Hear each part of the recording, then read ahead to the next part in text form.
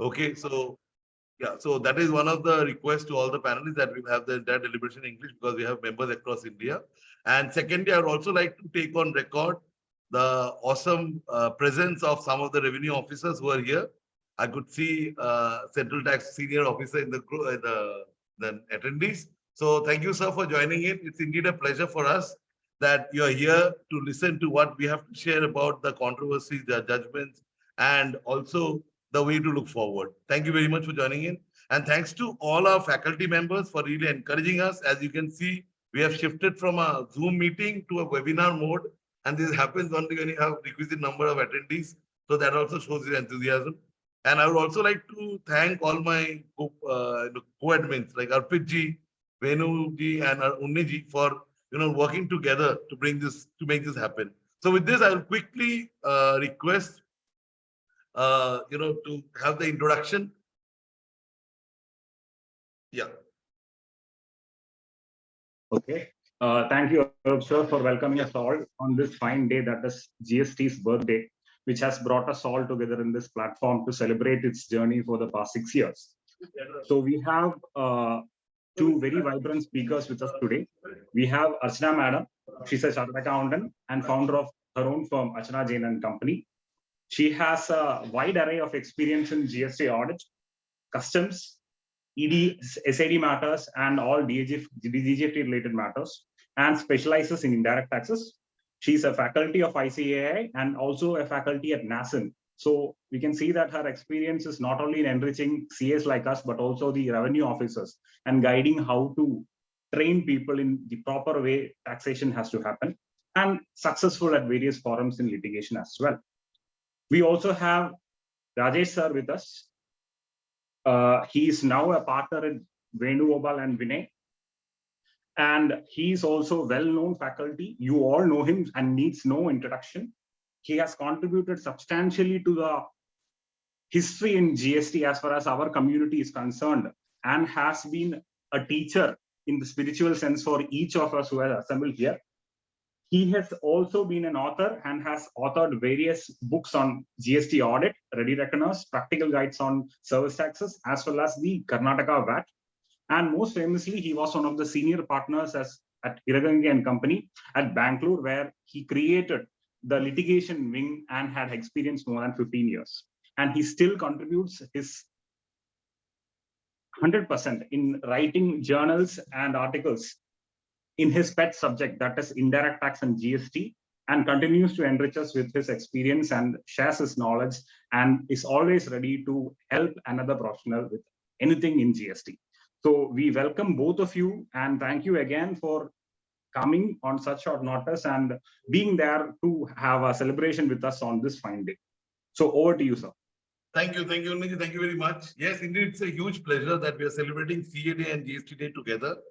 So on this day, I would pass on the mic to Archana Jain ma'am, to share with us some of the controversies that we have had in the last 6 years. Archana ma'am, over to you.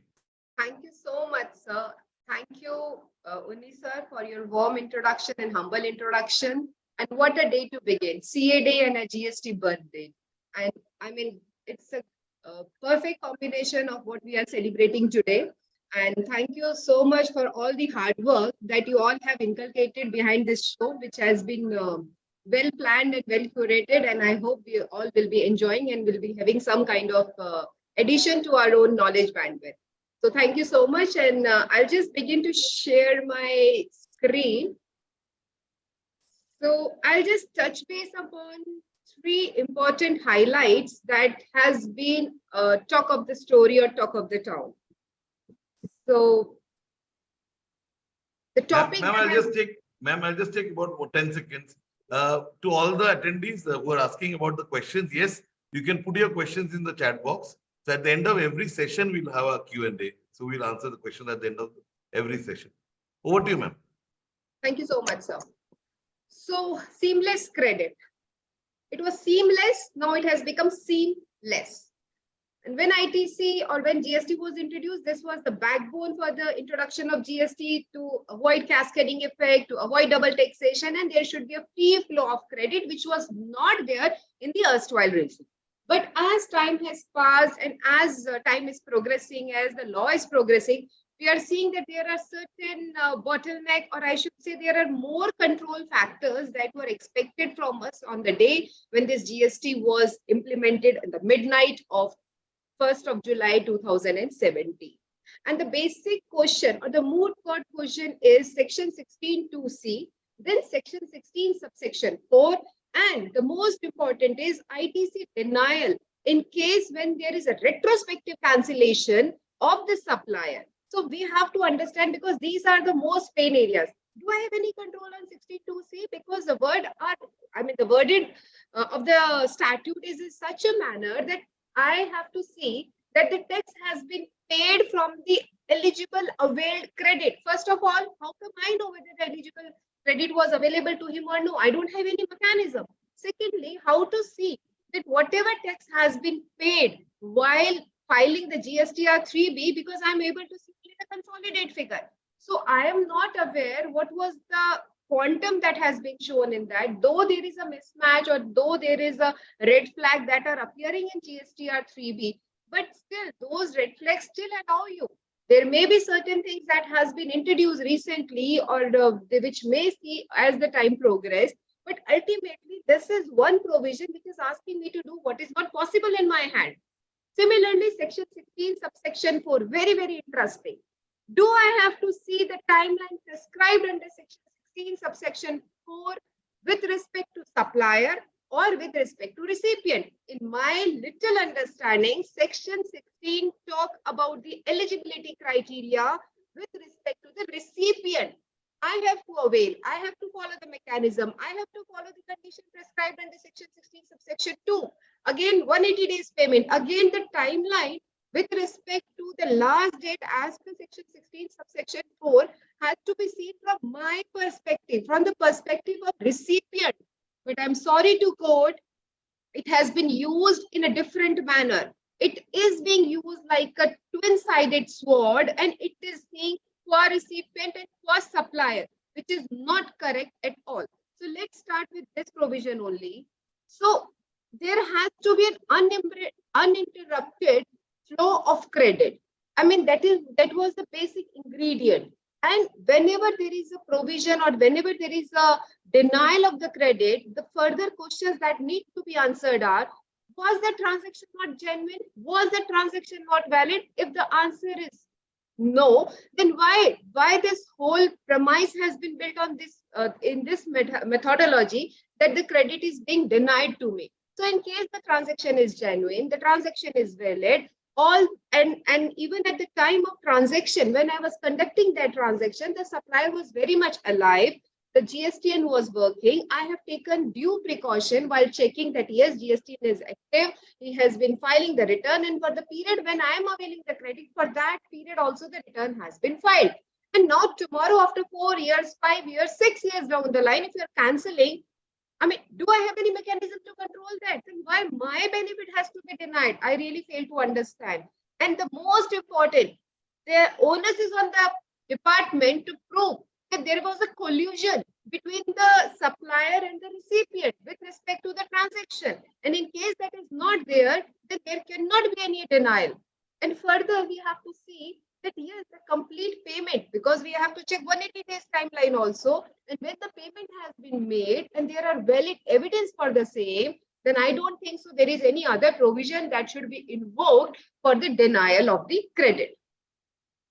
So the most important, as we have said, 16(2) condition has to be met, 16(4) has to be met, but all these has to be met from the perspective of recipient.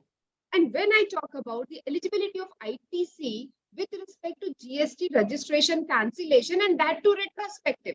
So I don't have that kind of magic wand that today I can change all the transaction that has happened.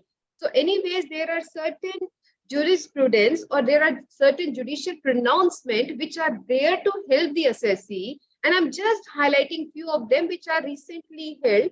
The most important is Cargo Traders, Kolkata High Court, where they have said that ITC cannot be denied on the genuine transaction.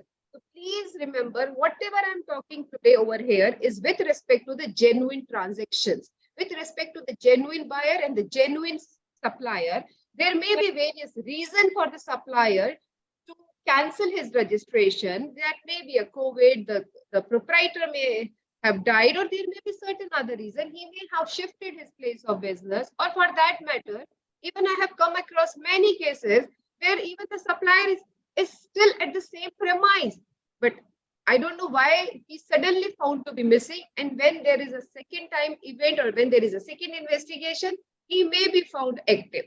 So we have to understand the modus operandi, or we have to understand that how the things has to be settled and how the things are being presented. So yes, it is very important to take care of your KYCs. Please update your any additional place or any shifting or any change in the principal place. So even the recipient has to be very cautious. And yes, so these judgment says, in case there is genuineness of the transaction and all the condition as mentioned under section 16 subsection 2 are there.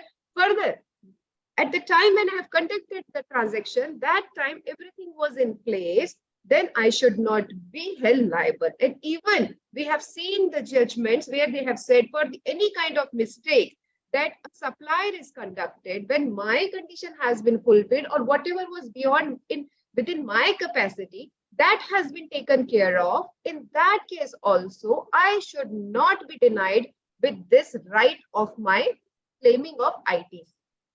So all these case laws I have just mentioned, kindly go through them and you'll be able to understand and that what all points we have to consider, because yes, nowadays GST audits are being conducted and this is one of the most important highlighted point. GSTR 3B and 2A mismatch, timeline with respect to section 16, subsection 4, and third important, whenever there is a retrospective cancellation of the registration, whatever purchases you have made, they are being showed as non-eligible to you or ineligible to you, and you're not allowed to use them. And what they are asking today is reversal of the same along with the interest and along with the penal provisions also. So we have to be very careful while undertaking these audits and while submitting our submission with respect to the audit para or with respect to the observation or with respect to the ASMT 10 that we are receiving for the years like 17, 18, 18, 19. Further, I would like to help you with some important circular. The most important circular with respect to 17, 18, what I find is ROD 2/2018, where they have clearly mentioned, where the proviso has been clearly clarified that whatever timeline has been missed, whatever new credit that you are availing post timeline that was prescribed under the Act, you are availing today because the timeline has been extended. That has an additional condition that should be appearing in your GSTR 2A. So that was the clarification.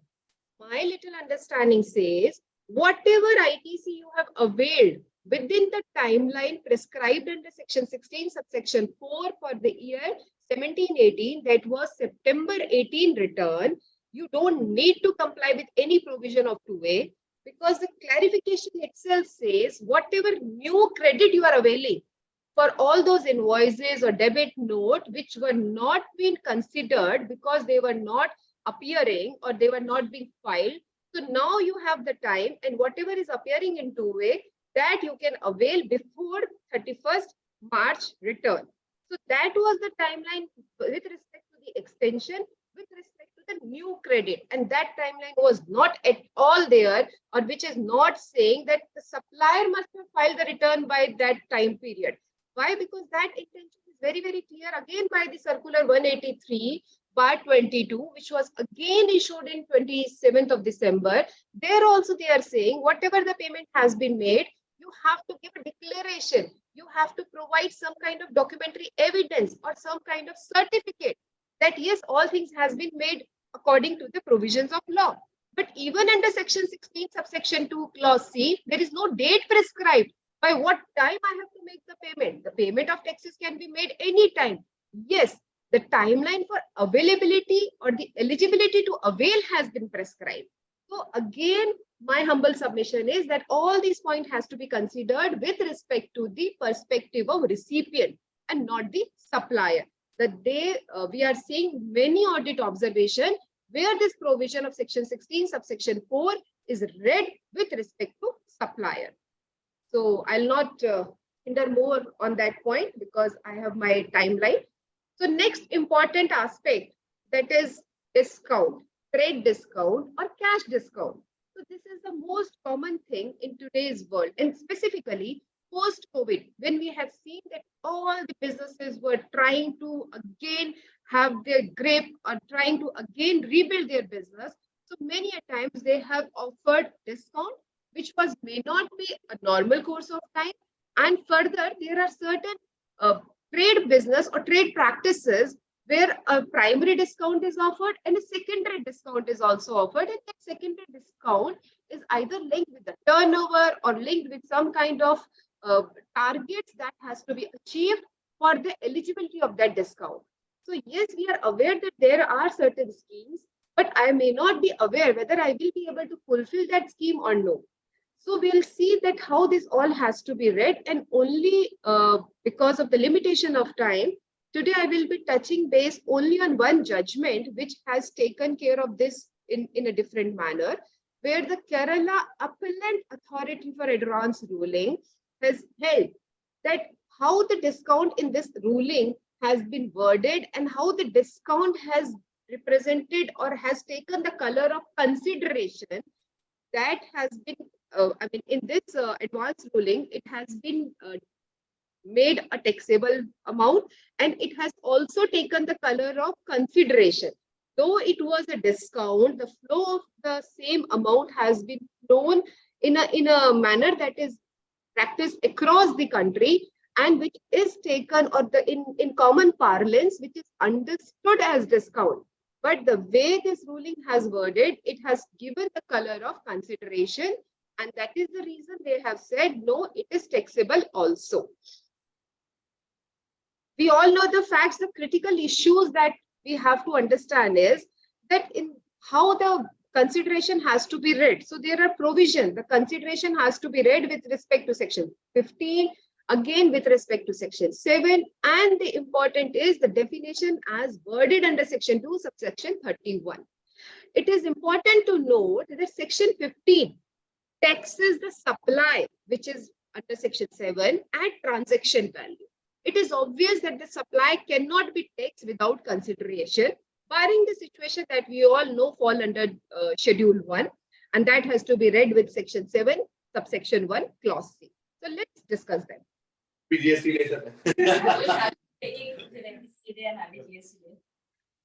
We all know what consideration is. So consideration in relation to the supply of goods or services or both includes, it's an inclusive definition. So what it includes, any payment made or to be made, whether in money or otherwise, in response to or for the inducement of the supply of goods or services, or both, whether by the recipient or, very important word, by any other person, but shall not include any subsidy, etc.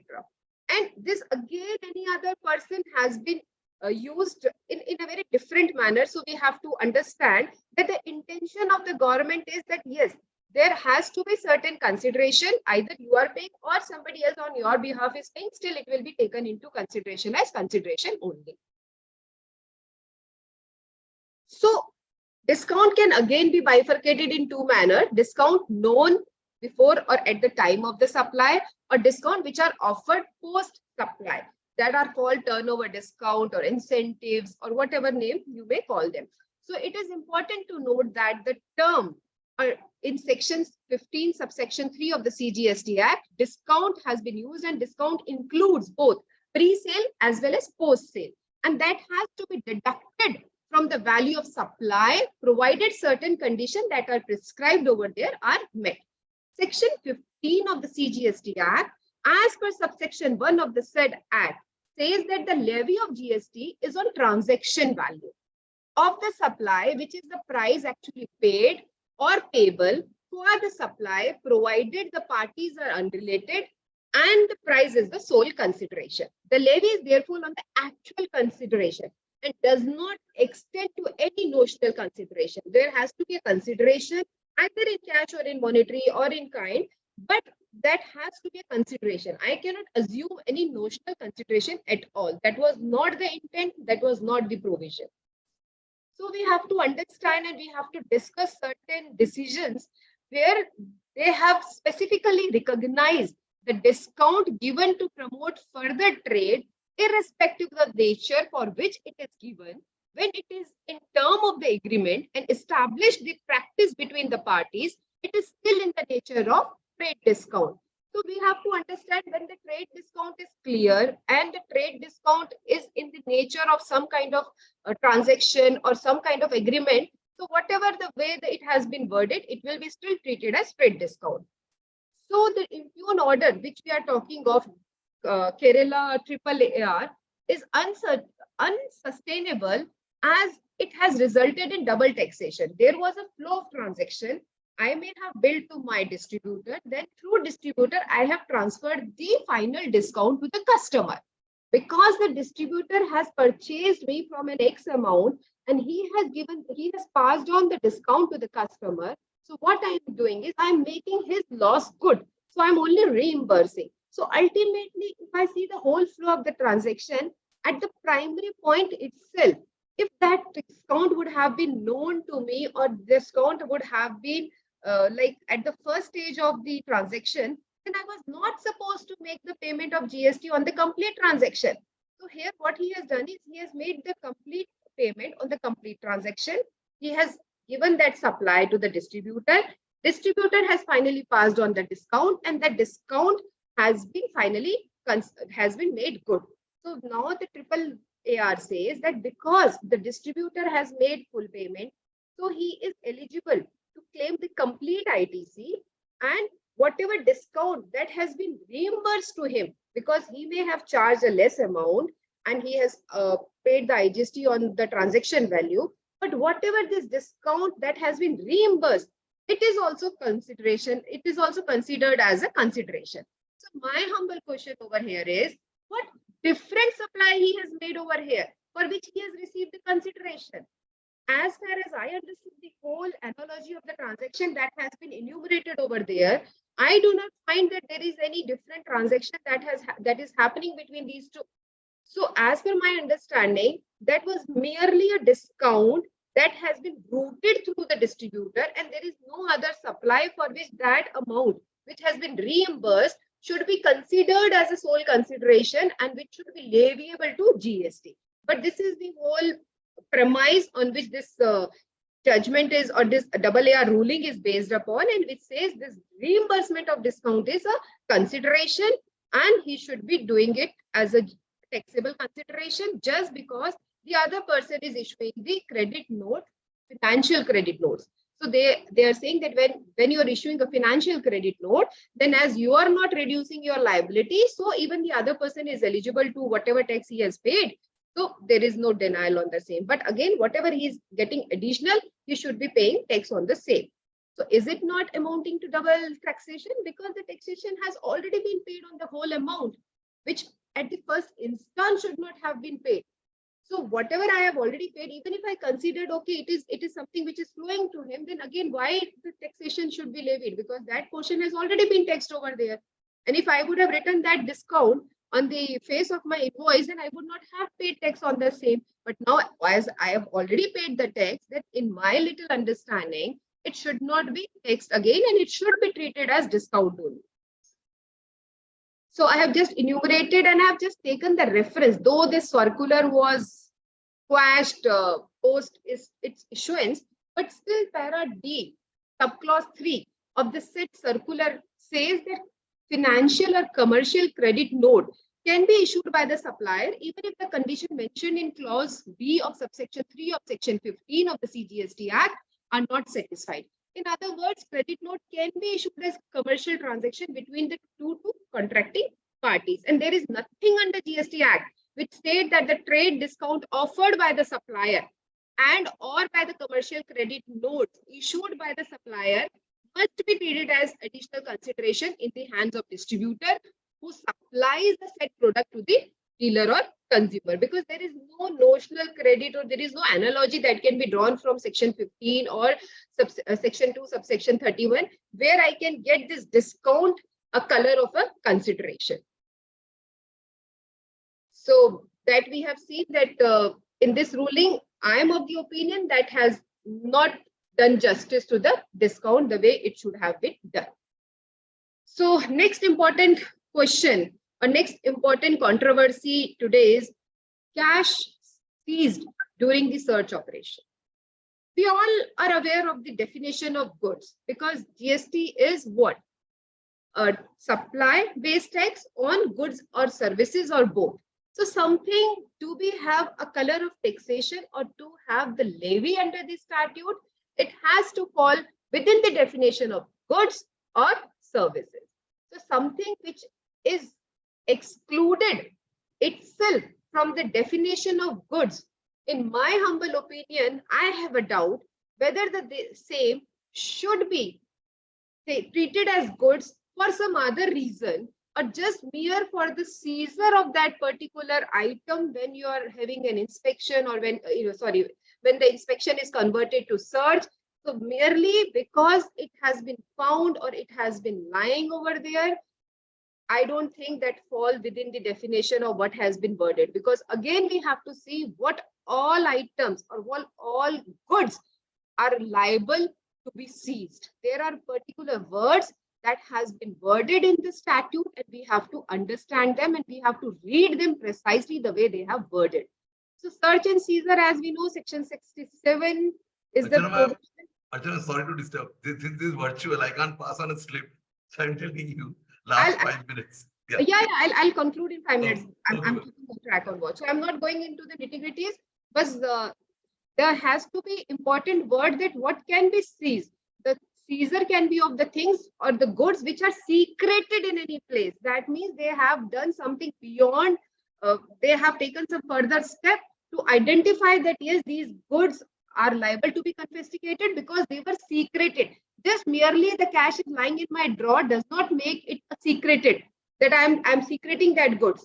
So again, it will fall out of the ambit of secreted itself. Even for the sake of argument, I consider that okay, because some of the judgment are taking money as goods also or things also. So secreted has been defined in this particular judicial pronouncement, which you all can see. I'll just highlight the important point over here is secreted articles are those which are liable to be seizure under section 67 subsection 2 are not the same as property which is open to the provisional attachment under section 83. If you really want to have something like you have a provisional attachment, you can invoke section 83. But for the section 67 seizure, they have to be secreted.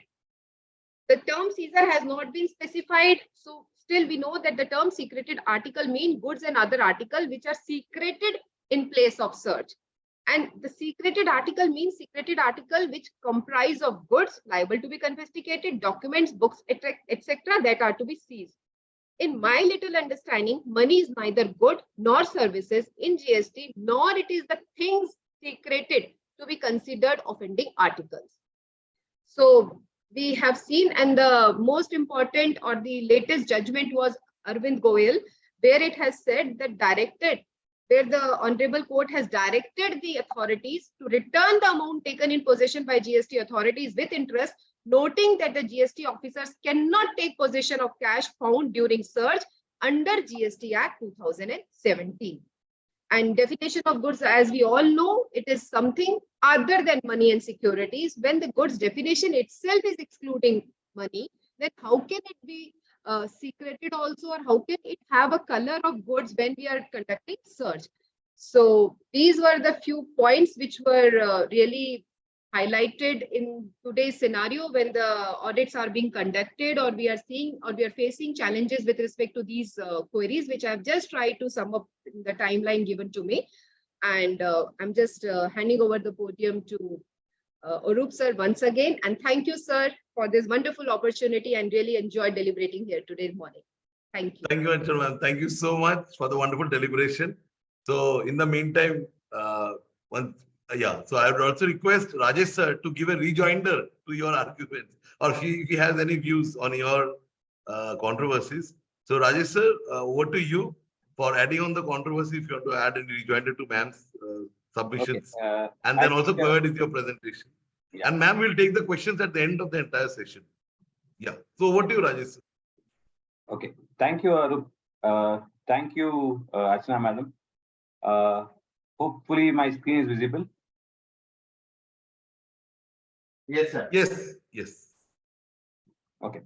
Only have to put it in PPT mode. Yeah. I think firstly, I have nothing more to add because Archana madam dealt all the issues in very detail. Whatever she dealt on, she addressed it. Some of the questions when it comes up, we'll address that. Okay. And coming to my topic, before I start, I want to thank and acknowledge all the members of this group for having driven this particular law in different angles, aspects across the country, and also being a part of the various committees and various representation representing the trade to ensure or support this law to get developed. In fact, I was preparing for this particular presentation. It was like, I was preparing my presentation first time because the people before whom I need to present are all now experts on the subject. So with this brief below, I want to start my presentation. Firstly, I've been given three topics. Essentially, section 129, and the next is section 17.5, essentially in construction, and this cross charge. When I was thinking of preparing this for this particular program, I saw two aspects. One, the controversy, the other thing, the time available for me. So the object with which I have prepared this presentation is not to discuss and dwell upon what is my view. Rather, I have tried to bring out the way in which we can look at this provision differently, or way in which all the angle these provisions can be questioned is what I've especially focused. In fact, all the participants or majority of the participants may have their own perception and view for each of the issues raised. I respect each one of their things, and finally the ruling has to come out from the Supreme Court, because none of these issues we can effectively conclude this is the right view or the wrong view. In fact, if I move on to the topic, section 129, every time I read this section, my view goes like a pendulum, one side towards a certain interpretation. When I read again, it goes on to the other side of the interpretation. So at least even at this moment, when I'm presenting this particular topic, I am not sure exactly what the provision is really intending to do. Though we may have certain perception of this particular section, conclusively, in my understanding, I am not able to say this is what this section wants to do or it is purporting to do. Firstly, my first issue in this section is whether this section has to be read or applied or implemented parallelly with some other provisions, or this section 129 itself is a self-contained provision. Why I'm saying this is because it does not refer to any other provision for imposition of penalty in case of any of the contravention of the provisions of the Act or the rules. It says that if there is a contravention, then you have to levy a penalty. And again, there's no discretion or an option given for an authority. Then what is that? The next aspect of it, the adjudication which it is dealing with, is going to deal with.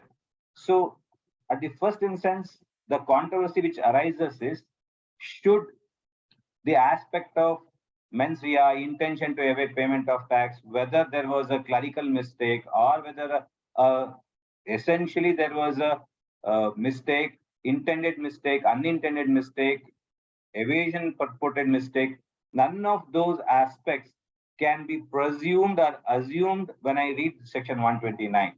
So in my reading at this moment, this section 129 is a self-contained provision having a code in itself. So I don't think that we need to refer to any other provisions. It says, because in fact, it also says notwithstanding anything contained in any other provisions. So effectively, we have to look at this provision in isolation rather than looking into any other provision except for the aspect that contravention of the act or rules. Now, the next point which I want to take up on in this provision is action under this section is on whom? Is it on the person or is it on the goods? Because if it's a person means it should have defined taxable person, or it should have said it is the registered person or a transporter. But in my reading of it, the action under this section is on the goods, though the persons around that will come at a later point in time, but the action which is to be taken is in respect of goods. So essentially, we may not look at the other aspects as owner, consignor, various other factors which comes in. So when we read this provision, in my understanding that we need to look at this provision is an action on the goods which is being moved and not concerned with the person, whether he had an intention, not having an intention, all those aspects. The provision talks about contravention of an act or a rules. This is where we always try to go to the courts and say, there was some error and mistake, whether that can be construed to lead to a effect that it is resulting into a contravention of act or rules. So where the courts only can come, or maybe the authorities, in fact, the circular, whichever was issued, it does say that in these cases you can ignore or with a nominal penalty.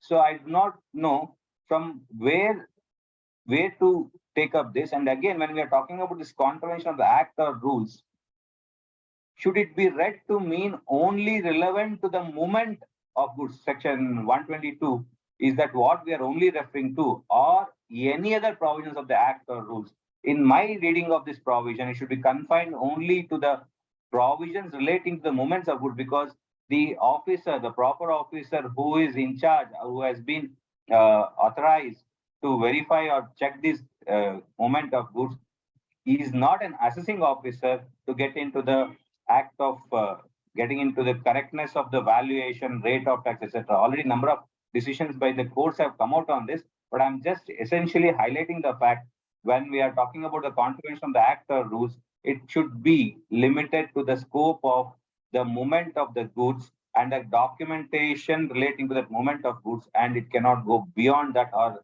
which requires a furthermore examination, including calling for records. All those things cannot be the scope of this particular section. It talks about detention or seizure.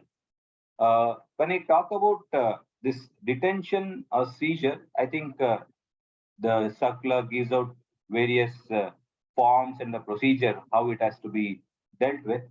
Though the forms which are therein are talking only about a detention, also there's a provision mentioned in the Act as to the seizure as well.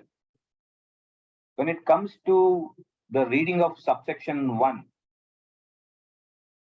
I would read this provision of section 129 as a two independent acts being there within it. One is detention coupled with release of the goods. Independent of that, there should be a determination of a penalty. In other words, a goods is stopped, inspected, detained. You pay the penalty, you execute a security bond, then your goods are released. Now the question is, merely the goods is released on payment of that penalty, would that automatically results into attracting of a penalty, or should be an independent determination of a penalty? If we go to subsection 3, it clearly requires an independent action of determination of a penalty. This is where I get confused. Once a notice is issued under subsection 3 and I go ahead and pay that particular penalty for the purpose of release of goods, subsection 5 says when you pay that particular penalty in terms of subsection 1, clause A or clause B, the proceedings is deemed to be concluded.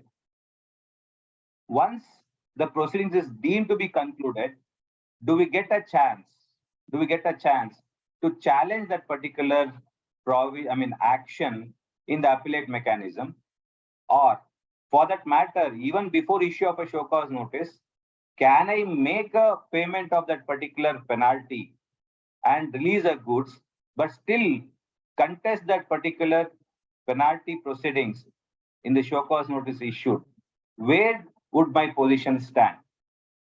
Because in one of the practical experiences when I came across, it was stated that once you have paid the penalty, I have issued already a notice, you have paid the penalty after I issued a notice, then that ends.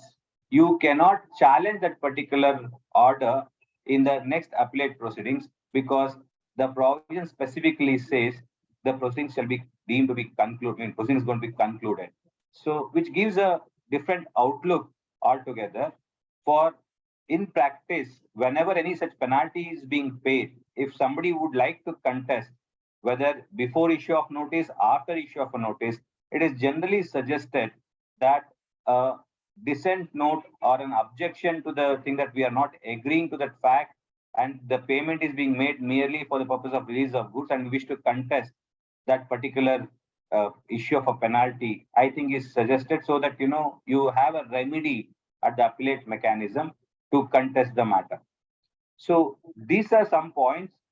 While I was reading one section 129, the controversies which are practically coming up as well as which are being arising.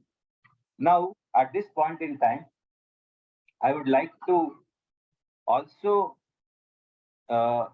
emphasize on the provisions of section 107 subsection 6, which provides that you shall make a payment and make a appeal. But then when I am actually liable to make a penalty and then release the goods, when this particular pre-deposit provision section 107 subsection 6 will come into picture. My overall reading would gain that, okay, the goods you are not yet released and you are contesting the matter, that is when this pre-deposit would come. Otherwise, you would have already made a deposit, so there may not be an additional deposit required.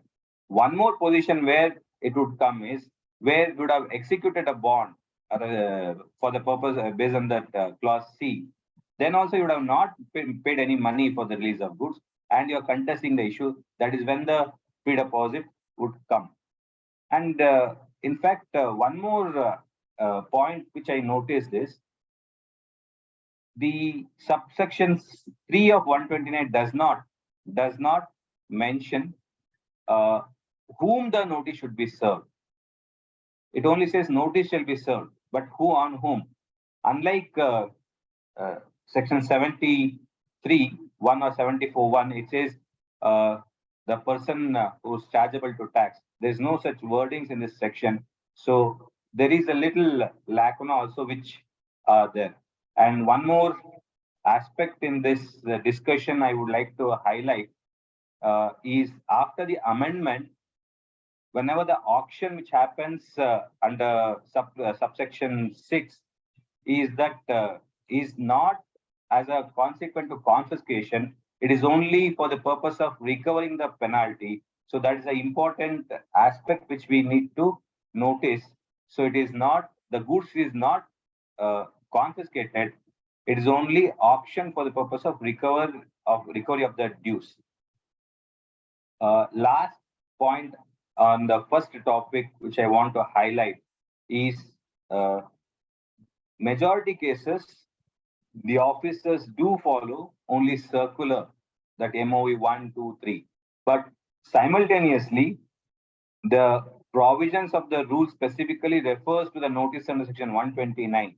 So DR01 should be issued along with MOE 07 to proceed. But the next question comes in, how that would be issued, in whose portal, all those question marks, which are the questions which are unanswered. I think with this, I move on to my next topic, that is ITC on the construction. Friends, already we have been hearing a lot about this aspect of safari retreat, where it was like a ray of hope for all the practitioners, where when we read initially 17.5C and 17.5D, we thought, okay, the credits or all the related construction related activity is actually restricted. But though we are all hoping that judicially it should lead us to some relief at a later point in time, the safari trade came and said that if you are effectively paying GST on the income earned out of the investment on which you already paid GST, conceptually the input tax credit should be allowed. I was just talking today morning to the advocate's office who are also representing in this matter, who have filed the impleading application. They said the matter is likely to come up towards the end of this month, wherein many of them are arguing. I also understand that and petition has been filed under Article 32 also on this issue, and which is also tagged along with safari trade. So basically, there is going to be a well-drawn argument before the Supreme Court on this aspect. What would be the ambit and scope of Section 17.5, whether it is constitutionally valid, whether credit is a right, all those aspects I was given to understand will be the subject matter of arguments. Now, coming to the issues, firstly, always we try to say, no, the immovable property is being constructed for the purpose of business, the credit cannot be denied. But I would like to put it little differently. The law in its wisdom has specifically created certain restrictions. If you refer to central excise and the SENVAT credit provisions, where it specifically restricted credit on the diesel or for that matter petrol. So similarly, for the under the GST law, whatever the maybe the intention, they have consciously said to have restricted the credit which is going into the construction of immovable property. Whether subsequently it is going to resulting into a taxable outward supply or not, I think maybe little difficult to accept, going strictly in terms of the provisions of the law. Nevertheless, we all hope and aspire that the credit should be given, because the very basic purpose of this particular law was not intended to debar or restrict. In fact, yesterday I had an occasion to participate in one of the meetings, interactive meetings by the board officer, CBSE officers with the trade. At that time, the intention was clear that whenever it is a policy decision for not to allow certain credits, I think probably they are not looking beyond that to modify or make a changes to the law. So effectively, we may, if something has to happen, means that has to come through only judiciary. And the next question would be whether even after the judiciary coming out and giving a ruling, if any, in favor of the taxpayers, whether that would be gracefully accepted or some modification or a amendment or a changes would be taken. In fact, more concern which could be seen was it was state and center allocation of the revenues, which at any cost they don't want to amend, modify, impact in any way. So that being the primary motto, probably only remedy which we have to look at in the is a judiciary, not from the administrative support, is what my personal opinion on this. Coming to the technical aspects, 17.5C and clause D as well, both talks about a construction, but we all always try to discuss on what is the scope of this term construction and the scope of the term immovable property. So from both sides, that is either the construction or the immovable property can be a matter of interpretation, debate, and also more so on the facts of each case. In fact, I would like to emphasize that in any case or a litigation matter, how much important law is going to play, much more important the facts with little variation can play a vital role. So universally, there cannot be a standard proposition, though we apply the law to a particular given set of facts. When we talk about this construction, always we say that the explanation given over there, which uses the word capitalized, whether the capitalized has to be construed even for the subclause C as for, or for that matter D, is something which is a matter of debate in different forums. My view would be that immovable property, the primary construction of an immovable property, irrespective of the capitalized or not capitalized, would not would come under the ambit of the restriction. And when we talk about the construction, the next question is what should be the scope of the construction? Whether it should be confined, only to the primary construction of a building, or it should be extended even to all other amenities, etc., etc. So I think these were some of the points which I thought I will just emphasize. And always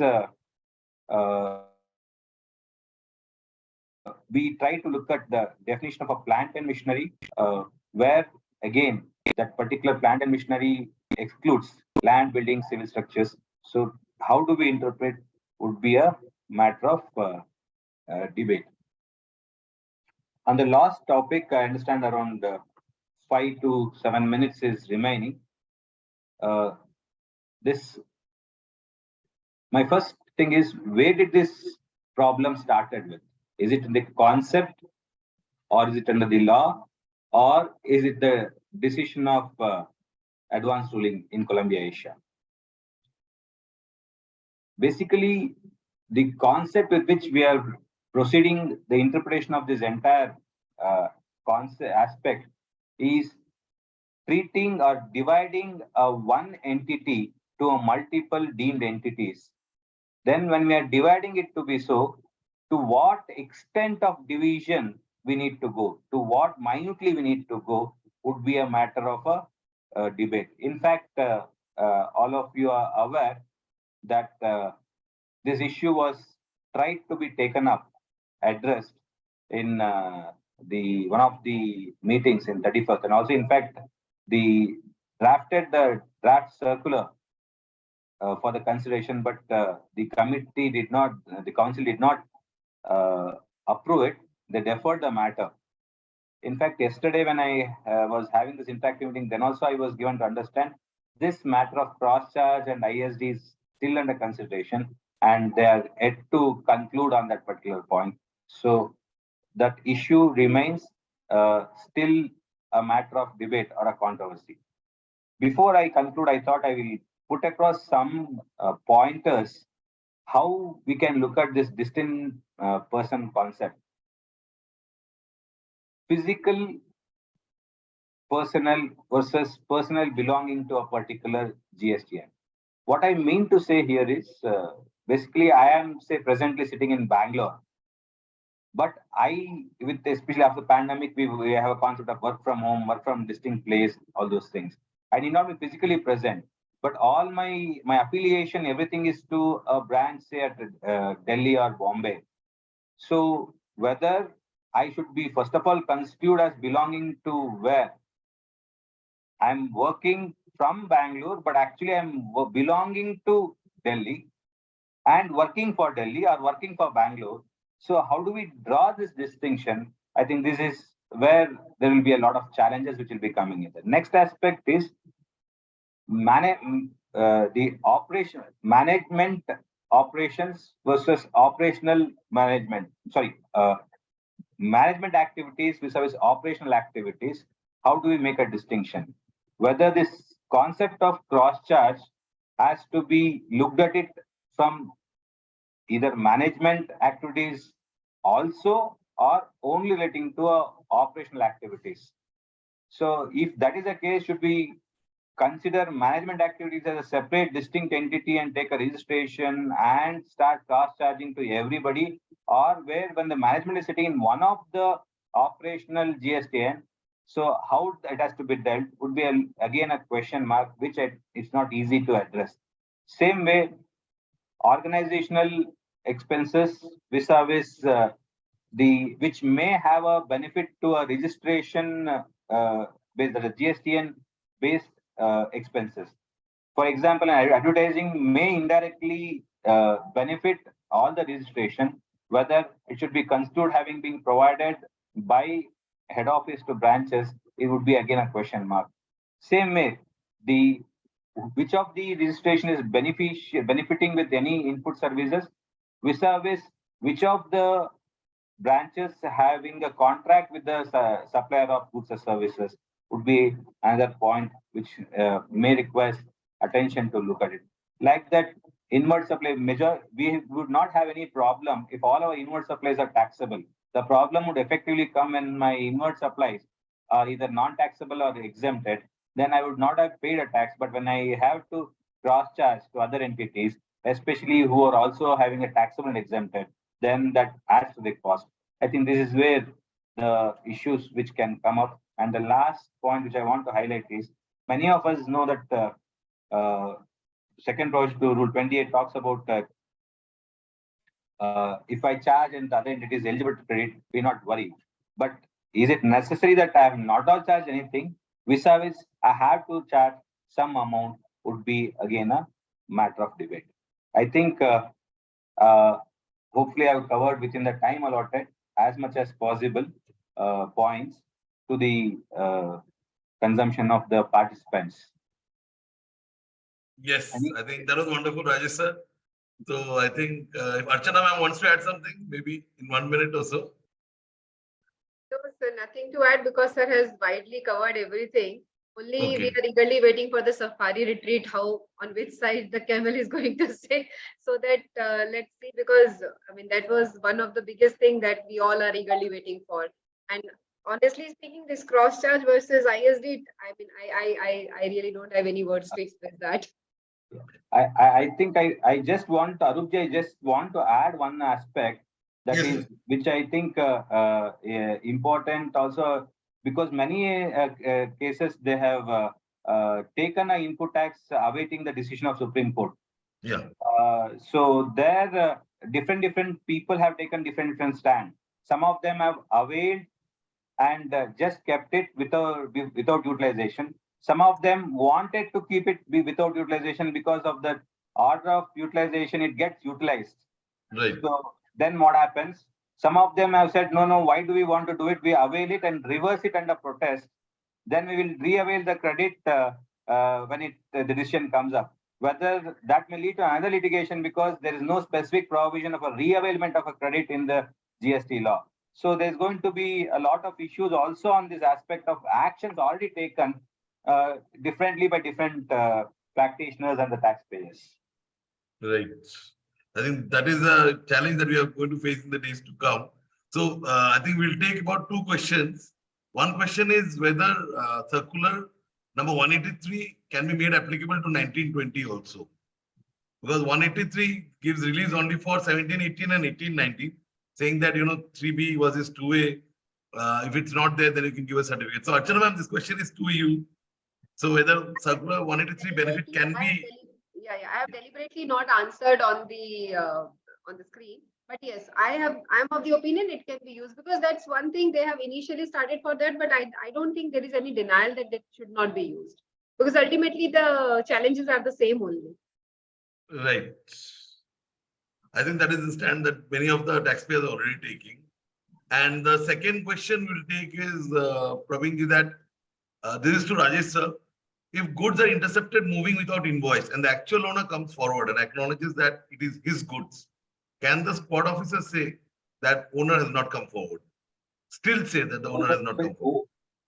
Okay. One has not come forward. Okay. Yeah. No, actually, the officers do not have a discretion unless he has to establish that he is not an owner.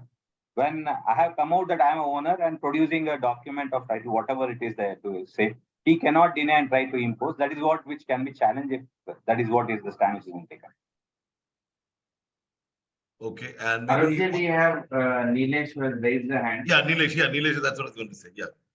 Nilesh, over to you. Thank you, Arupji and all the entire team. Unison. My question is to Archana ma'am. Recently, the Supreme Court judgment in case of Ecom Gill, where they say burden of rules lies on you, and they have went into the details of vehicles details and vehicle number and all these things.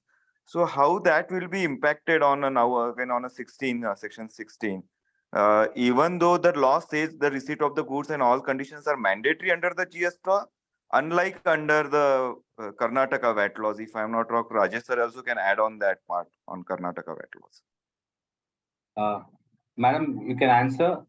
Sir, I have already mentioned that you need to suffice that yes, you have taken, I have given that the transaction is valid, you have complied with 16 subsection 2, and there is no collusion. These are the things which are beyond your capacity that you need to do. Something which is not in your capacity, I mean, even if it is required, how will you do? My simple submission is that. So you should be safeguarding your interest and you should be proving your bona fide, and then let the things be decided in the basis of the facts and the documentary evidence. Okay, I would like to just supplement to Madam WhatsApp. I think Ecom Gill is a KVAT decision. Essentially, this question was whether to stop with merely an invoice and the payment, or should I go beyond and establish the fact of transaction having been occurred. But the aspect which is presently before us is little beyond that. That is the payment of tax by the supplier.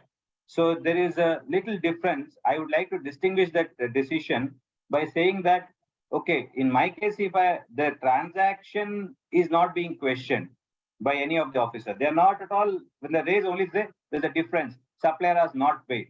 In fact, their notices would not specifically say the transaction is bad, I mean, is not at all substantiated, or the transaction is doubted. Those questions are not being raised.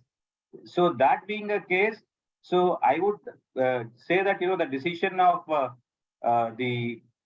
so Ecom Gill cannot be applied to this particular notice because you are not questioned the genuinity of a transaction. I mean, I would look at it that way.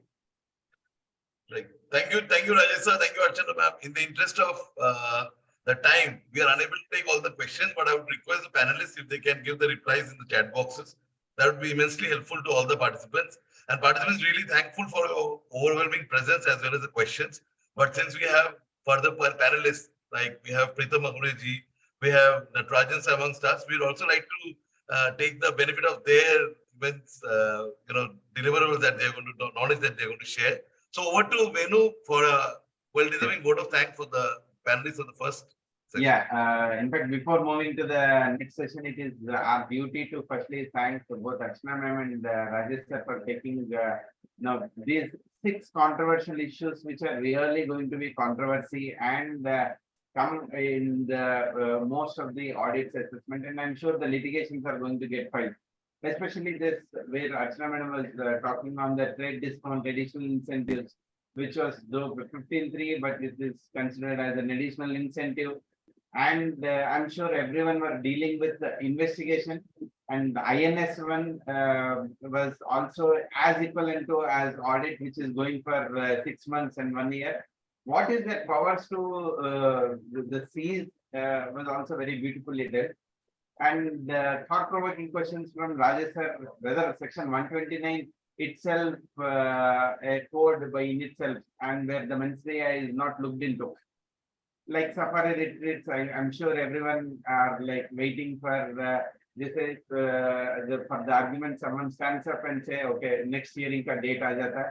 Iska we've been hearing how many number of times the adjournment has come. And cross chat between and ASD, as Archana madam said that uska kam hoga nahi hoga, and both like the word cross charge is nowhere in the law, but I think that is most allocated from the audits that are coming up. I think this is a good food for thought for all our members where they have to look forward that these controversies are there and they are coming up, and my thanks to both Archana ma'am and Rajesh sir for taking up the session, and we will move on to the next session. Thank you, Archana ma'am, thank you, Rajesh sir. Thank you all. Thank you. You can answer the questions on the chat box if you want. We will do that. We will do that. Thank you, sir. Thank you, ma'am. So we'll now move on to, we'll request Arpit Haldia ji, CA, Dr. Arpit Haldia ji, to kindly, yes, so who continuously shares with us, the snaps of the small tidbits of the case laws on a daily basis. So even if you don't want to, you are updated because Arpit is, that Bhagavan saying that yes, you have to read the case laws if you want to survive and sustain in the world of GST. So now the next session on 6 landmark judgments. Over to you, Arpit ji, for the introduction of the speakers. Thank you, Arup. And before introducing our two speakers for this session, we very loosely use the word great. But I would be failing in my duty if I would not be attaching the word great to two of our learned speakers for this session, Advocate Sri G. Natarajan ji and Preetam Mohre ji. They have been great personalities, and introducing them is like showing lamp to the sun. But still, I have been given the honors opportunity to introduce them. So first of all, introducing G. Natarajan ji, advocate. Sir G. Natarajan ji is an advocate by profession. He is also an associate member of ICMA. He has a decade of experience in the Custom and Central Excise Department and more than 19 years of practice in all benches of SESTAT and at various high courts and Supreme Court. Before commencing his independent practice under the name of GN Law Associate from 1st of April 2022, he was a senior partner of Messrs. Swami Associates and was heading its national operations. Sir has written many articles and the list goes on and exceeds 500 of them. And they have been published on Excise Law Times, Service Tax Reporter, Tax India Online, Tax Sutra, Tax Management India, Taxman, etc. So all the websites have been covered and we have been benefited highly from his write-ups. And he is giving regularly presentations, lectures on indirect taxes, including GST, before various industrial forums, professional forums, government department, NASIN. He has been recognized as one of the top individual lawyers 2021 by Forbes India Legal Power List, and he has been appointed as one of the members of the advisory panel formed by the Tamil Nadu government to advise the government on various fiscal policies issues relating to GST. And we famously remember him for bringing the change in Rule 89 in the inverted duty structure. And we thank you, sir, to the persons who are not knowing. So we would be highly benefited from your esteemed presence. And coming to the introduction of second speaker for today, I have been closely associated with Preetam Mohre ji, and his journey has been truly inspiring. If somebody has not gone through his journey up till now, he should go to LinkedIn and see his journey, that how difficult has been his journey, but how he has reached to the pinnacle of the profession. He is an internationally recognized speaker, writer, and advisor on GST, VAT, and how to be future-proof. He has authored more than 15 books in the last 6 years, which provide practical advice on optimizing the GST/VAT. He is also an invited columnist for leading media houses, including Business Line, Asian Age, Business Standard, Deccan Herald, Economic Times, Times of Women, etc. He has addressed more than 200 conferences on GST, Gulf VAT, India, UAE, Oman, Bahrain, Kuwait of ICI, CII, NASIN, SOCAM, NASOCAM, MCCI, and DCI, and BCCI. So we have a limited list of speakers for this session. Handing over session to the Master of Ceremony for today, Arupji. Thank you, Arpit. Thank you. I think that was a wonderful introduction and a well-deserving introduction to both our learned speakers who have accepted our invitation within no time of our request. So I would request first CA Preetam Mohre ji to share with us his insights on the 3 judgments, landmark judgments that he has chosen. So Preetam ji, your time will be till 11:15. Yes, thank you. Thanks, Arpit ji. Thanks for the very kind words of introduction. Thanks, Arup ji, Venu ji, for the wonderful opportunity. Thankful to Archana madam, as well as Rajesh sir, and obviously co-speaker Natarajan sir. Fortunate to share dais with them. Natarajan sir and I happen to be TIOL award winner at the same year. So felt blessed that I was in the same year I got TIOL award in the same year which Natarajan sir got. So it's a blessing to be with him. So let me start my discussion. Three judgments or three critical cases have been allotted to me. I hope now the screen is visible. Yes, Pridhamji, yes. Wonderful, wonderful. So I would say that in the last 6 years, what has been my achievement, or almost what is the achievement of all the consultants? 6 years, 72 months, 291 days. I would say that all of us survived GST. I think that is the biggest achievement which all of us have. When it comes to GST, I think all of you know that when it comes to GST, not only tax plays a big role, but also technology. And that's where the famous GSTN portal as well as Infosys will come into picture, and we'll have a detailed discussion on that also, but at a later stage. So friends, at the outset, let us understand which judgments we would be which interesting judgment we would be going through.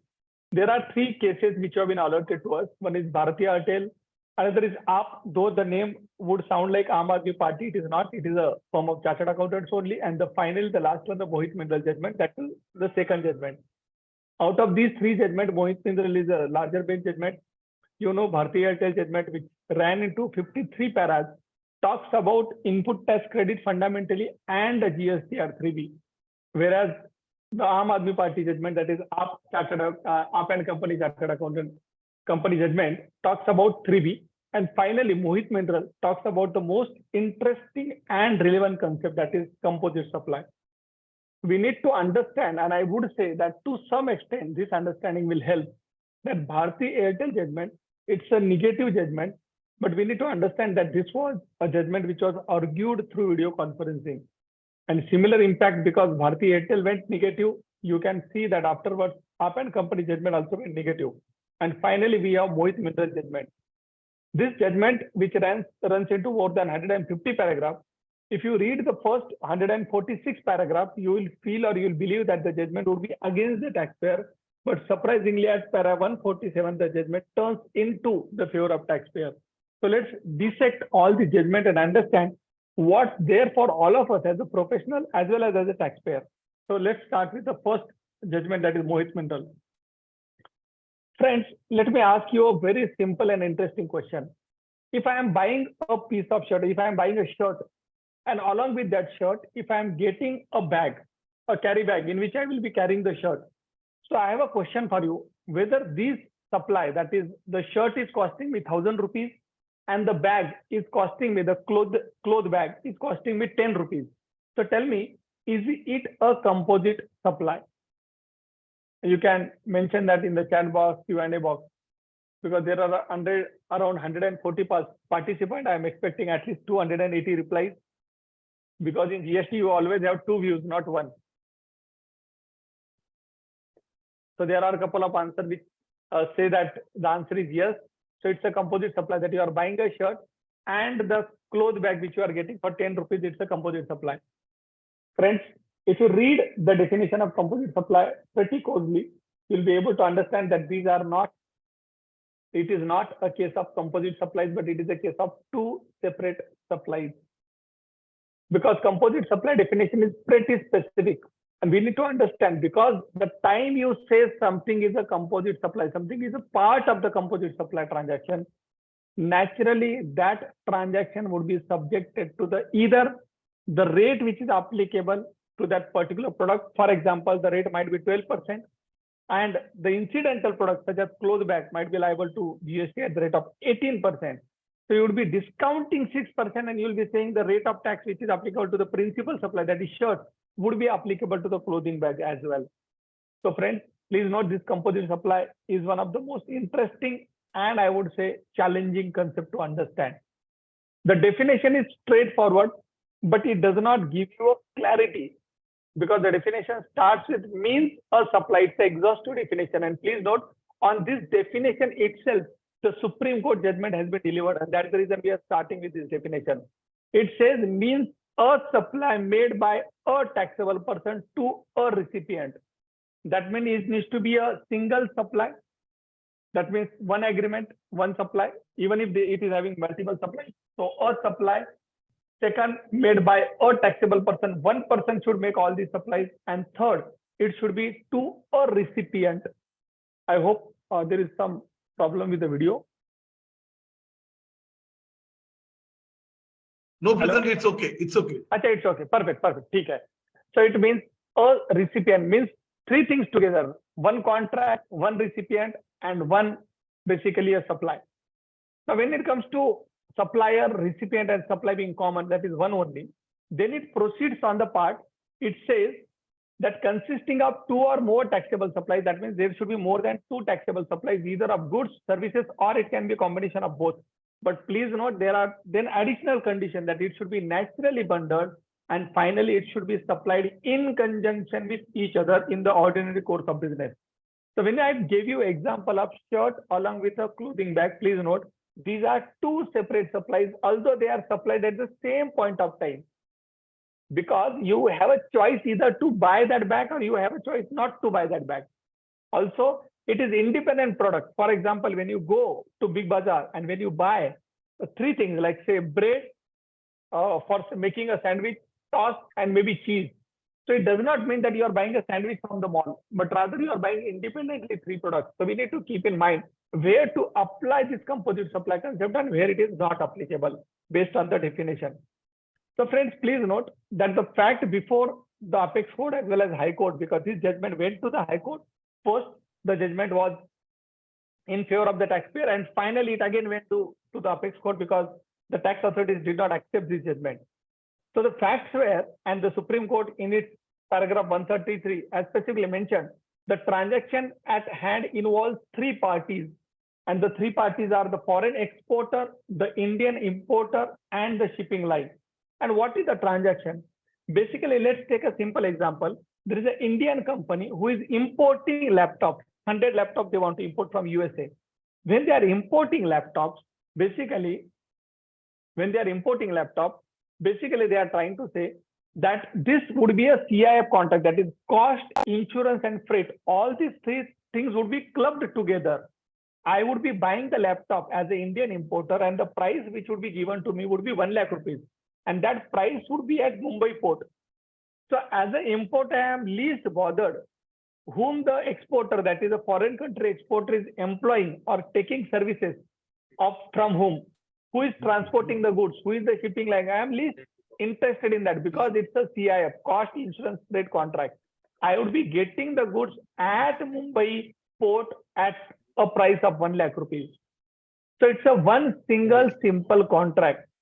However, when the matter was before the High Court, the tax authorities had taken a contention that while the goods would be cleared as goods and IGST would be paid on the entire value of goods based on notification which levies GST on import of services, the tax authorities had taken a view that there is a involvement of transportation activity in this entire contract, and accordingly, this contract would also be subjected to GST as a service. So the government was saying that there are two transactions in this case. One is import of goods and second is import of services. While on the import of goods, on the entire value tax was paid, the government was adamant to and was saying that even on the import of services part, they are entitled to get a tax. We need to understand, friends, at the outset, please note that the import of service transaction, that the recipient of service, that is the importer of goods, is in India. But the fact remains there is no privity of contract because this shipping line was directly employed, directly contracted with by the foreign exporter. The shipping line was directly paid by the foreign exporter. So there was no concept, I would say, of either payment from Indian importer to the shipping line. There is no payment. There automatically one can say there is no import of service also. But irrespective of this fact, the department was adamant and they said that tax liability needs to be discharged on this transaction of import of transportation service. In this context, the Supreme Court analyzed in more than 150 paras. They analyze this entire transaction and then they say that there is something known as a composite supply under GST law. And please note, for the very first time, this concept of composite supply was discussed by the Supreme Court in this judgment. So if you want any reference of understanding as to what this concept of composite supply is, then I would say this is one important judgment which you need to keep in mind. Obviously, there is another High Court judgment also about healthcare, which you can also refer, but this being the final authority, this being the apex court judgment, this will certainly have much higher value. So the Supreme Court says that the idea of introducing the composite supply was that the Parliament had intent to tax this transaction as a bundle. And whenever there are 2 or 3 components in a transaction, and if that transaction qualifies as a composite supply, then practically tax needs to be paid on a composite supply. As in this example, if there are 2 supplies, let us say, for the sake of saying that there are 2 supplies, one import of goods and another import of services. Based on the concept of composite supply, the Supreme Court said that this concept of composite supply is already defined in section 2, section 30. And the Supreme Court also says that the definition, that is section 2, subclause 30, also has one specific illustration in it. And in this illustration, even transportation activity will partake the character of principal supply, that is supply of goods. Because if there are 2 supplies, then the 2 supplies, that is supply of goods and supply of services, principal supply would be supply of goods. And automatically incidental supply will also get tagged with the composite supply concept, and it would be taxed as one single supply, that is supply of goods only. So this is one of the most important observations of the Supreme Court. The Supreme Court also highlights that the responsibility of transportation is on the exporter. It is not on the importer. So please, friends, please note that this case revolves around a CIF contract. So in case of FOB contract, this judgment may not be of help to you, because the fundamental basis which the Supreme Court has taken, and I think at many places the observations are who is responsible. They have also talked about privity of contract and all. So if you really look at this judgment, practically this judgment will help you in CIF cases, but may not help you in FOB cases. Additionally, what we typically recommend, because this is basically a judgment, or this is an issue, or this is a case of basically an import transaction on which you are liable to make payment under reverse charge mechanism. On a principal basis, what we tell our clients, that it is always avoidable to litigate when the matter pertains to reverse charge.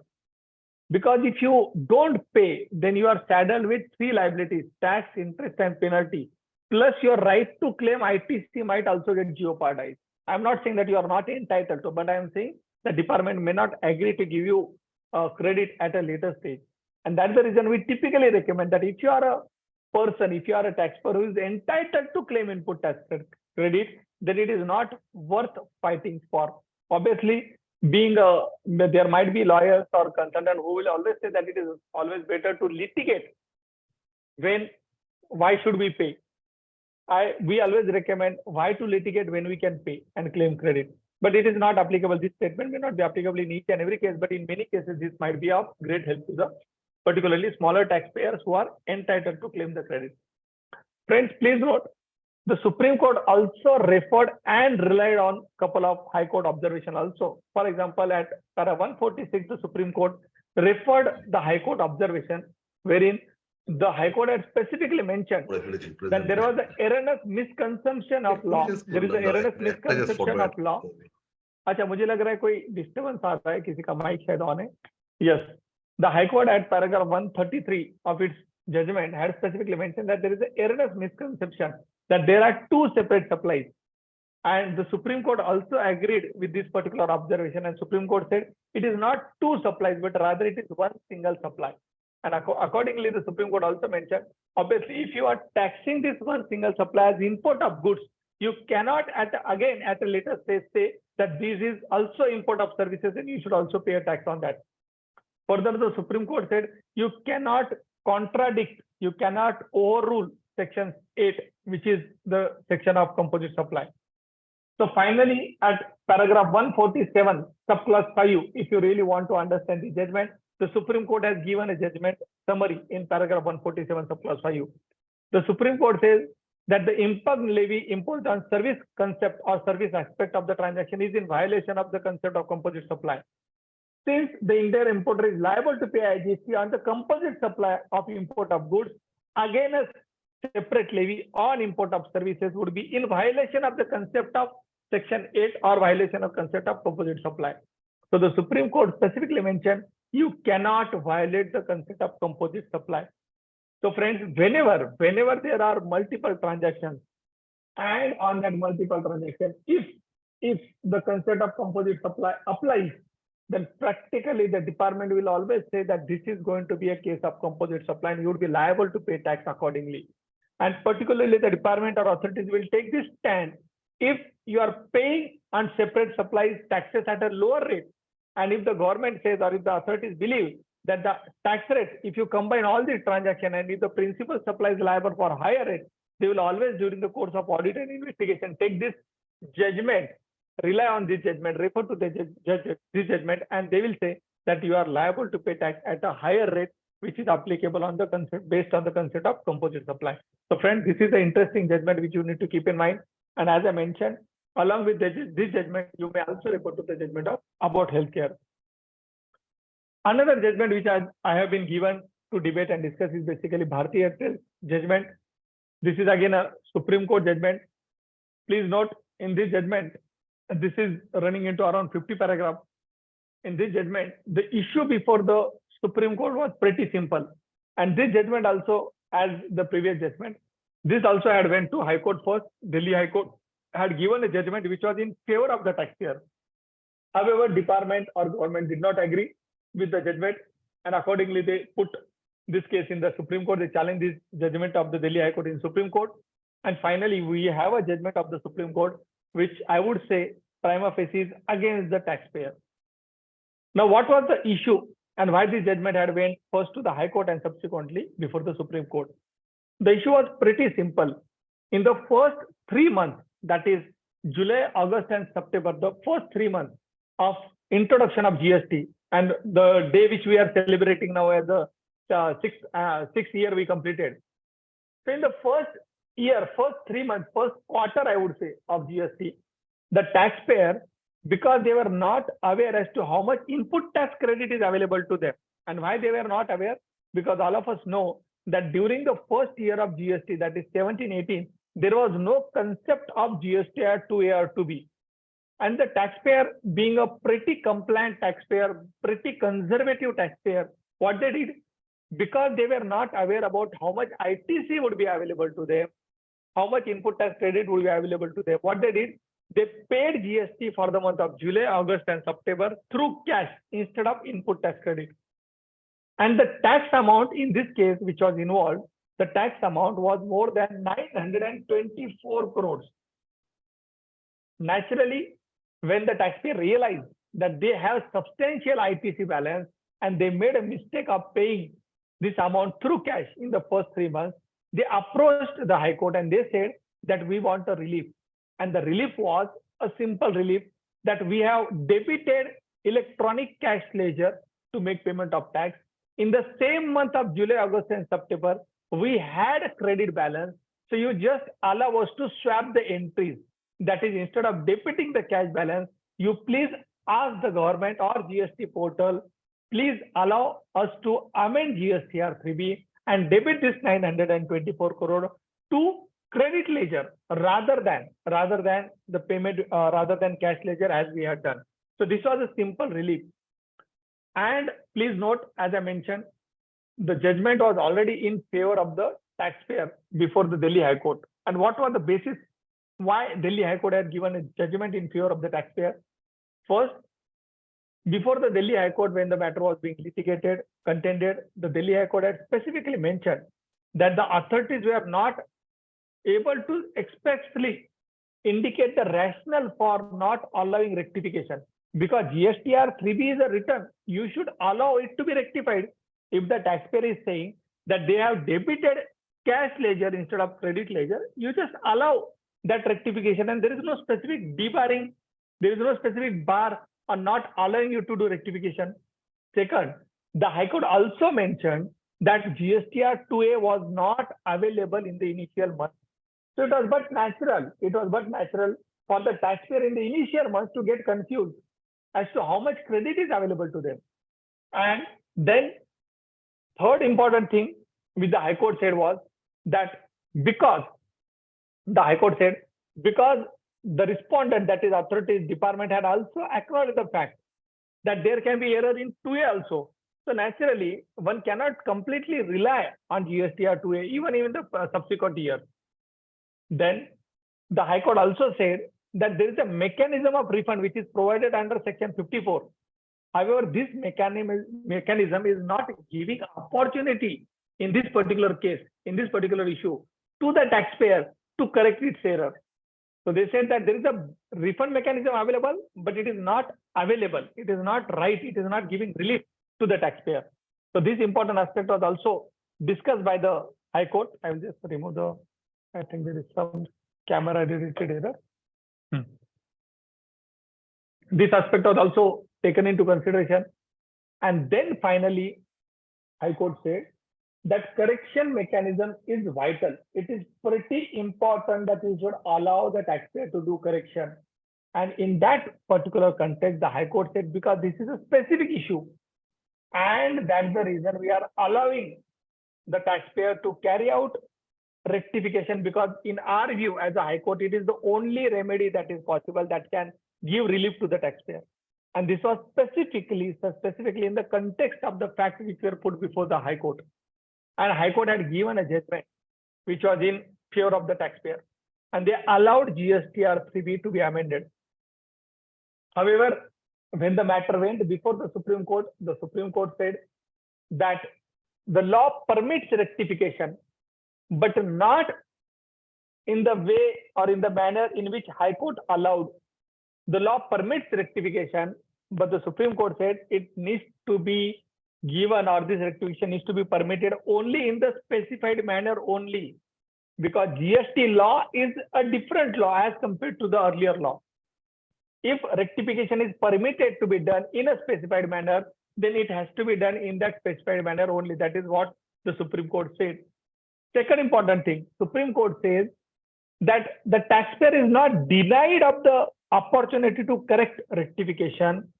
However, the taxpayer is given an opportunity to carry out rectification in a subsequent month. So Supreme Court said July to September 2017 return cannot be corrected. If you want to correct any mistake, you can correct that mistake in the subsequent month, in the month in which the rectification or the issue is basically identified, not in the same month in which you are basically carrying out that mistake. So if July to 17 to September 17 mistake is identified in say July 18, then in July 18 return you can carry out the correction, you can do the rectification, but not in July 2017. However, in this context of the fact, in this particular issue, obviously this relief, if it was given, it would not have any help to the taxpayer, but that is what the Supreme Court is saying. The Supreme Court also observed that this rectification is not denial of rectification, but basically it is only postponement. Also, the Supreme Court says that this postponement, because you have paid taxes through cash ledger and you have credit available balance, you have ITC balance available, the Supreme Court says maybe in the subsequent month, maybe after a year, after 2 years, 3 years, whenever you have tax liability, you can utilize that tax liability. So where is the denial of ITC? It is only basically a postponement of ITC because you decided to pay tax through cash. Then the Supreme Court also says that it is a choice available to the taxpayer whether to pay tax liability through cash or whether to pay through credit. It's a choice available. And once you opt for a particular choice, in this particular case, the taxpayer opted. They opted to pay through cash. Once you opt for a particular choice, then that choice cannot be reversed unless and until act or rule permit. Now, certainly, this observation is going to be pretty damaging for most of the taxpayer with due respect to the Supreme Court in years to come. Because it is like saying that once you file a 3B, and if there is an error in 3B, you cannot do correction in that month, but in a subsequent month. And in this particular case, please note the stake involved were 924 crores. Let's take a situation. Let's say if the taxpayer is not having substantial amount of tax liability, what will he do with that 924 crore credit which is available in scheme? Because there are many businesses which are seasonal in nature. Because of COVID also, there might be certain businesses which might have closed down. And if a taxpayer has made similar kind of mistake, I think you would be denied the opportunity to get a refund if this judgment is followed. But obviously, all of us know that this being a judgment of the apex court, and because of constitutional article 141, this being the law of the land, certainly we have to follow the judgment. Friends, sir, Arup sir, अभी कितना time बचा अपने पास? 5 minutes, last 5 minutes. Almost through. So then, also the Supreme Court said that because there is no specific provision which will permit swapping, that is ITC से cash ledger में और cash ledger से ITC में आप नहीं आ सकते हो. So because there is no specific this kind of a provision, you are not entitled to carry out the swapping as well.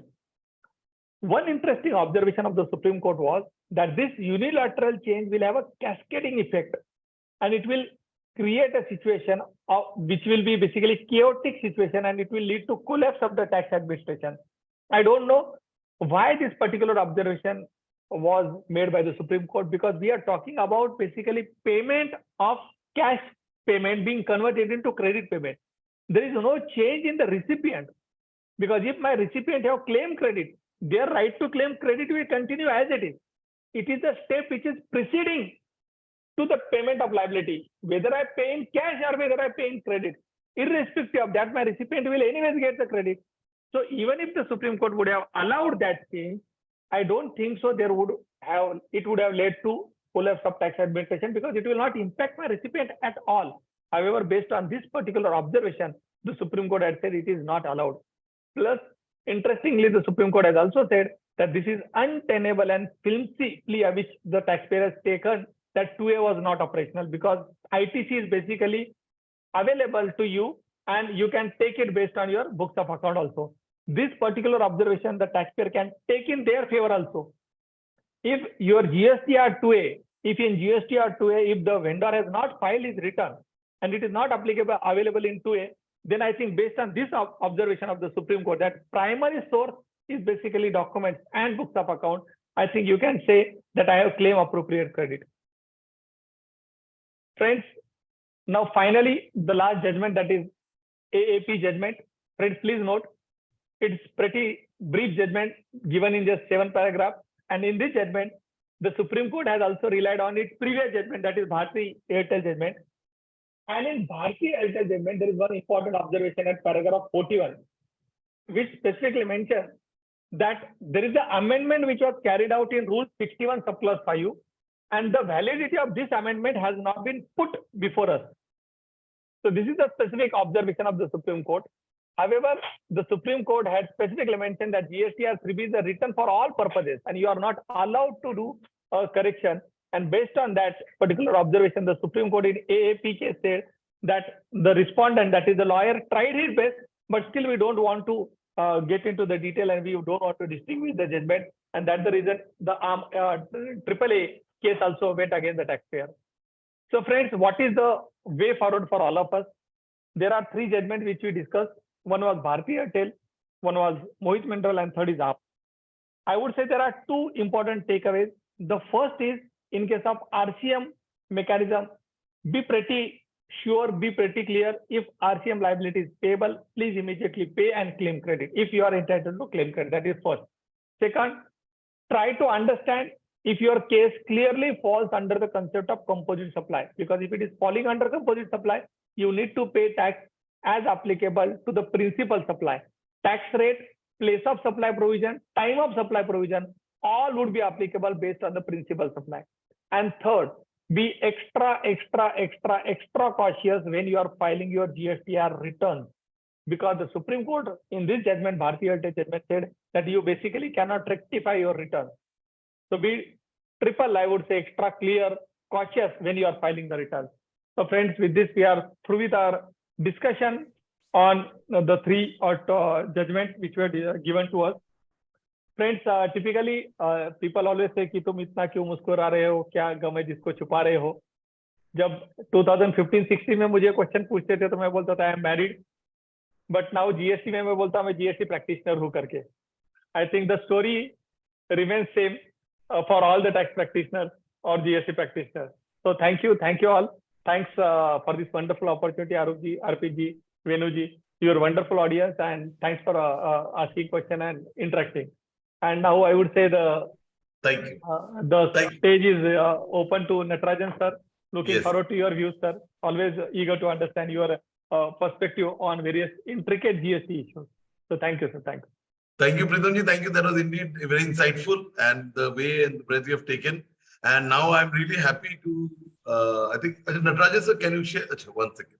Pritamji, you have to Yes, yes. comment. I'm I'm not going to use any Acha. PPT. It is going to be Great, pure sir. Great, interaction. great, great. Yeah. So I'm sir, I'll just take 30 seconds to really share our joy, pride, privilege, whatever the words I can use in having you, like the person who has actually argued the matter on VKC footsteps, like, having agreed to or like enlighten all of us here, like in the faculty group and also the other members present.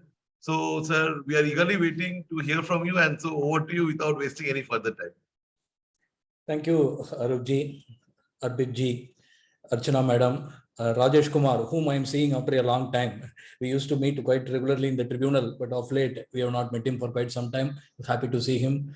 Preetham. So very happy. Good morning to all the participants. We are rather, can we say that we are celebrating the 6th birthday of GST? Is it really a matter of celebration or is it a matter of despair, or what views may differ? But one thing we have to see, as Preetham said, for the last 6 years, all of us have been spending most of our time on GST. The moment we are awake, we wake up with GST and we go to bed with GST. So last 6 years, we have been spending most of our time with the GST. So we all celebrate the birthday of our spouses, however nagging your spouse could be. Because we are spending most part of the time with the spouse, we are celebrating the birthday of the spouse. So in the same way, we are entitled to celebrate the birthday of GST, which has been nagging us for the past 6 years continuously. Of course, we are not complaining. So it's such a major tax reform. It is bound to have all initial troubles and all that, and we know how to live with it. Now, starting from where Mr. Preetham left. So before going into the 3 judgments which I am going to deal with, just to touch upon the judgments dealt with by Mr. Preetham, as rightly pointed out by him, even though the Bharati Airtel judgment was a judgment not in favor of the assessee, it has opened a floodgate of arguments for all other assessees. Bharati Airtel might have lost, but in the loss of Bharati Airtel, all of us have gained. Because the Supreme Court has made certain critical observations. It said, this 2A is only a tool. It is only a helping hand for taking ITC. It is not the start and end of ITC. Your ITC is in your hands. You have the document. You have the books of account. So from that, you could have taken the credit. This is what the Supreme Court has said. Now, as Archana Madam was pointing out, during audits, the first point wherever we are getting is the mismatch between GSTR 3B and 2A. That is the first point in all the audit. In fact, the statutory basis for this 2A or 2B that has come only from 1st January 2022, after Section 16 has been amended. And prior to that date, this GST or 2A or 2B, or for that matter, even Rule 36(4) has got no legal backing. Now, we can use this Bharati Airtel judgment whenever there is a question of mismatch. Merely because there is a mismatch, you cannot deny the credit, because 2A is only a tool, the Supreme Court has said. The credit is mainly based on documents. The credit is mainly based on my own books of documents. So if I am able to prove that I have purchased the input, I have received input services, I have the document, merely because there is a mismatch, the credit cannot be denied. That way, we will see the positive side of Bharati Airtel, which will be very useful in dealing with all the audit objections of the current days. And coming to Mohit Mineral, it's an exhaustive judgment. Lot of things have been said about GST as a policy and all that. Immediately after the judgment, there was a great uproar among all the concerned people that the Supreme Court has said the GST Council is only recommendatory. The state governments can decide whatever they want. The central government can decide whatever they want. Supreme Court has said this is what was being talked in many forums. But Supreme Court has not said anything new. If we see our constitutional amendment regarding GST, we all know that GST Council is only a recommendatory body. They can only make recommendations. Whether to accept it or not, it is always with the Union Parliament and the state legislatures. But fortunately for us, till now, in the last 6 years, none of the state governments or the central government has deviated from the spirit of cooperative federalism. Whatever has been discussed and agreed in GST Council, It has been scrupulously followed by the union government as well as the state governments. Nobody has dared to move away from it, even though technically it is only a recommendatory body. But if everybody is going to say that it's only a recommendation, I will have my own law. 18% I don't want, I will put 16%, I will put 24%, then we'll be going back in ages. But this maturity, this cooperative federalism has proved that we are a mature economy, and whatever be the political differences on economy, the country is united. That is the great achievement of GST. So the Supreme Court has not said something new in Mohit Mineral. It is already there in the Constitution. The GST Council, even though it is only a recommendatory body, all its recommendations, till now, all the recommendations are unanimous, except one. In all the 6 years, in 50 meetings, all decisions are taken unanimously, and everything is scrupulously followed by all the stakeholders. That is a great achievement, which we have to be very, very happy about it. So with that, we will just move on to 3 of the judgments, which I am proposing to deal with. The first one is the VKC, where I had the opportunity of not representing any of the litigants, but I joined only as an intervener. And thanks to the COVID time, from Chennai, sitting in Chennai, I was able to attend the hearing continuously for 10 days through virtual platform. And in fact, we have used even a PowerPoint presentation to make the Honorable Supreme Court to understand the intricacies. Here, I have my personal views on that particular issue. It is also interrelated to Safari Retreat. So there have been a lot of things said about Safari Retreat. People are very hopeful about the Supreme Court, the matter which is pending. But if we look at it realistically, this benefit of input tax credit is a statutory right. It is not a fundamental right. It is not a constitutional right. It is a benefit which is given by the government. Of course, the old law, it has got a lot of restrictions on input tax credit. A service provider cannot take VAT credit. Excise duty will stop at the manufacturing level. Lot of bottlenecks were there. Most of the bottlenecks have been cleared once GST was introduced, but still we have some more bottlenecks. Maybe in the years to come, I wish to see that there is no section 17.5 in GST Act or the SGST Act. The 17.5 itself should be abolished. So that is our ultimate aim and ultimate goal. It may take some time. It's a step-by-step process which the government has to introduce. So ultimately, we will see a day there will be no restriction on taking any credit whatsoever. See, we are talking about taking credit of 18%. But if I have to take 18% credit, I have to spend 118 rupees. I have to buy certain goods or I have to receive some services by spending 118 rupees, then only I will get 18 rupees credit. So no prudent person will spend 118 rupees to get 18 rupees credit unless the goods and services are essential for him. So I want to see a day where section 17.5 is abolished from the statute book, but it may take some more time. But so long as there are restrictions under section 17.5, how far the judiciary can encroach upon the policy domain of the government. So what credit has to be given? What sort of restrictions have to be given while extending the credit? So these are all, in my opinion, matters of policy. Because it is our internal forum, I am a little open, but our arguments in court will be something different. But in matters of policy, how far the courts will be able to interfere, we have to wait and see. In that context, even in this inverted rate structure, an ideal GST structure should not have any inverted rate at all. But it's not possible, especially in a vast country like this. There are bound to be distortions. So when there is a distortion in the form of an inverted rate structure, the government thought it fit to give refund of the credit accumulation, which itself is a new concept under GST. We did not have this inverted rate refund under central excise. Some of the VAT legislations had it. In service tax, we did not have it. Of course, service tax, the rate was single rate, so the problem was not there. But in excise, even though the problem was inverted rate structure was there was no refund given. So when compared to the old legislation, there is one step improvement in GST. A refund mechanism has been provided for the inverted rate structure. But the intention of the government might have been to give it only for input. But fortunately for us or unfortunately for the government, the wording of the statutes were not proper. They have not made the intention very clear. The provisions as it stood originally does not restrict refund of input service credits at all. But they later realized the refund should be given only for input, and they made an amendment and they made it retrospective also. This is where it hits the most, especially in an indirect tax era. Whenever any retrospective amendments are made, all our calculations, all our projections are based on today's law.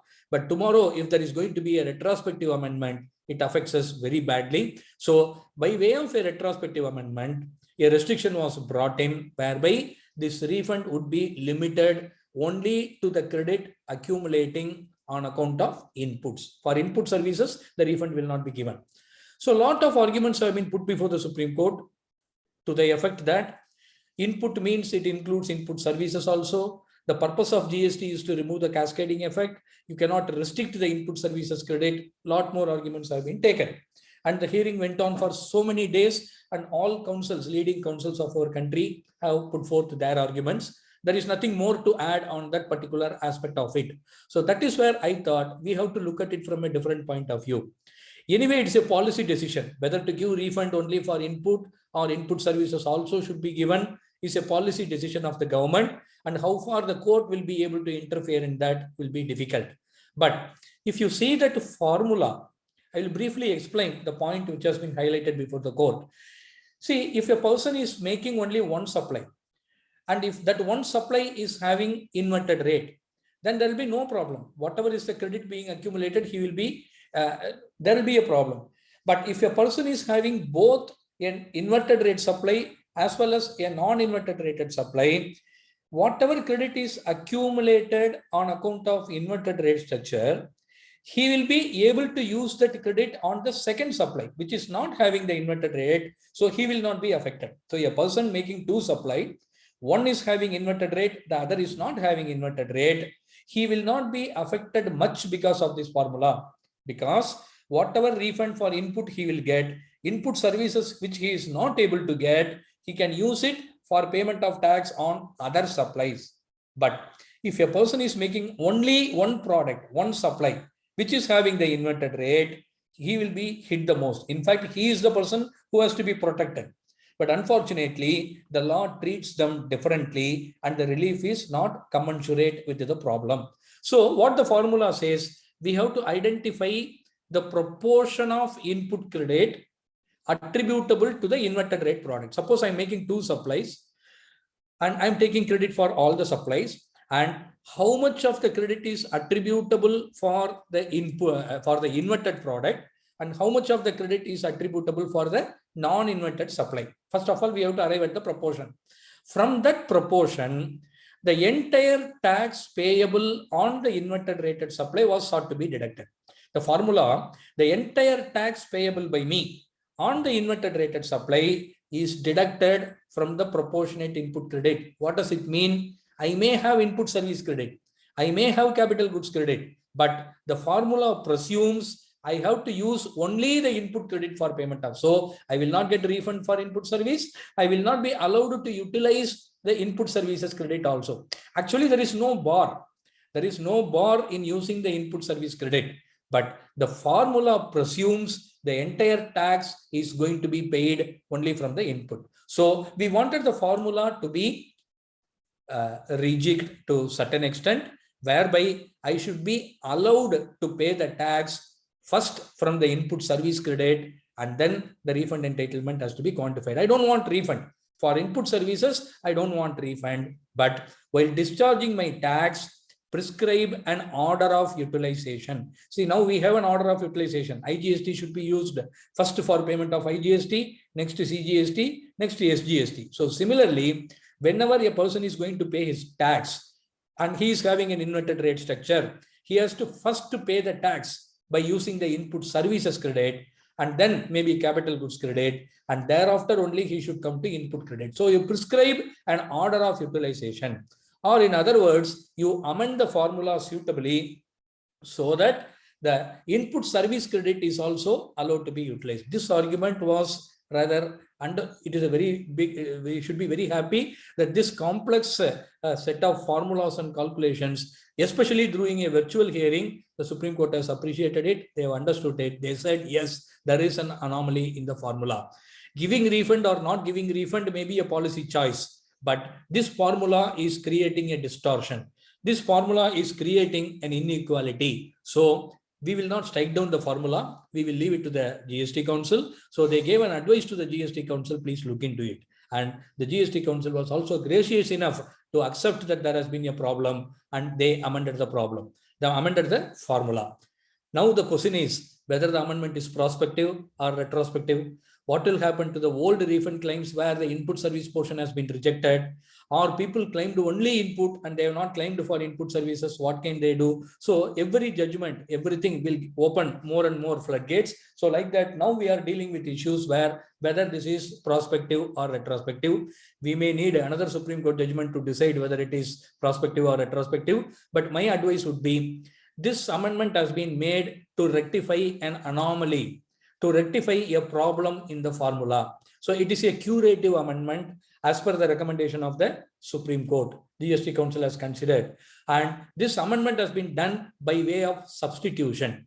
There are judgments which says any amendment by way of substitution will have a retrospective effect. So on that basis, I am of the view, even for the period for which the input service refund was not claimed or claimed and rejected, we can certainly make a claim within 2 years from the date of the amendment. The amendment was somewhere in July 2022, and we still have time. We have to make an attempt. Let us not break our head much now, whether it is prospective or retrospective. We will make an attempt and litigate the issue. So ideally, it should be applied retrospectively also. This is what I just wanted to share about VKC within the limited time available.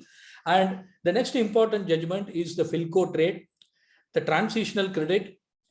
How many litigation, how many high court judgments on transitional credit? Because the transitional provisions themselves are highly complicated. Section 140, understanding each subsection of 140 and filling up the form correctly and understanding the English used in the forms, everything was a nightmare.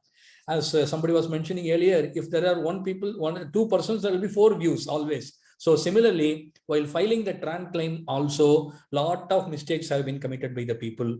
Lot of technical glitches have happened. Mistakes have happened. Somebody has simply not filed the TRAN one. So especially when a new tax regime is coming, with so much of complications, the government has to be a little more accommodative, and there should be an intention to solve the problems. But unfortunately, the government was hell-bent on prescribing a time limit. They made so many amendments in Section 140 to prescribe a time limit, and so much of litigation was going on. It is at this point I should share certain facts before you, the facts which are behind the Philco trade decision. In fact, we should thank Mr. N. Venkatraman, who is the current ASG before the Supreme Court. I had a long discussion when he was asking, what is the most bothering issue on GST today? I told this TRAN credit is the most bothering issue. So much of litigation is going on. So I prepared a detailed note to him, and I told him somehow sort the issue. He had long discussions with the board, and he suggested to the board saying that let us close all this litigation. We will open the portal for next 2 months, give an opportunity to all the people to correct the mistake. And the board was also they have accepted the proposal, and it was a suggestion from the government before the Supreme Court. They got all the matters listed and disposed of with a simple order, where the government was directed to open the TRAN portal for another 2 months. We all used the opportunity. Whatever mistakes we have committed, we tried to rectify. Still, there were a lot of confusions and all it was going on, and it was a very great opportunity which was given. But unfortunately, what is happening to all those claims? Most of the cases, whatever I'm coming across, wherever the revised TRAN claims have been filed, for one reason or other, again, all these claims are being rejected.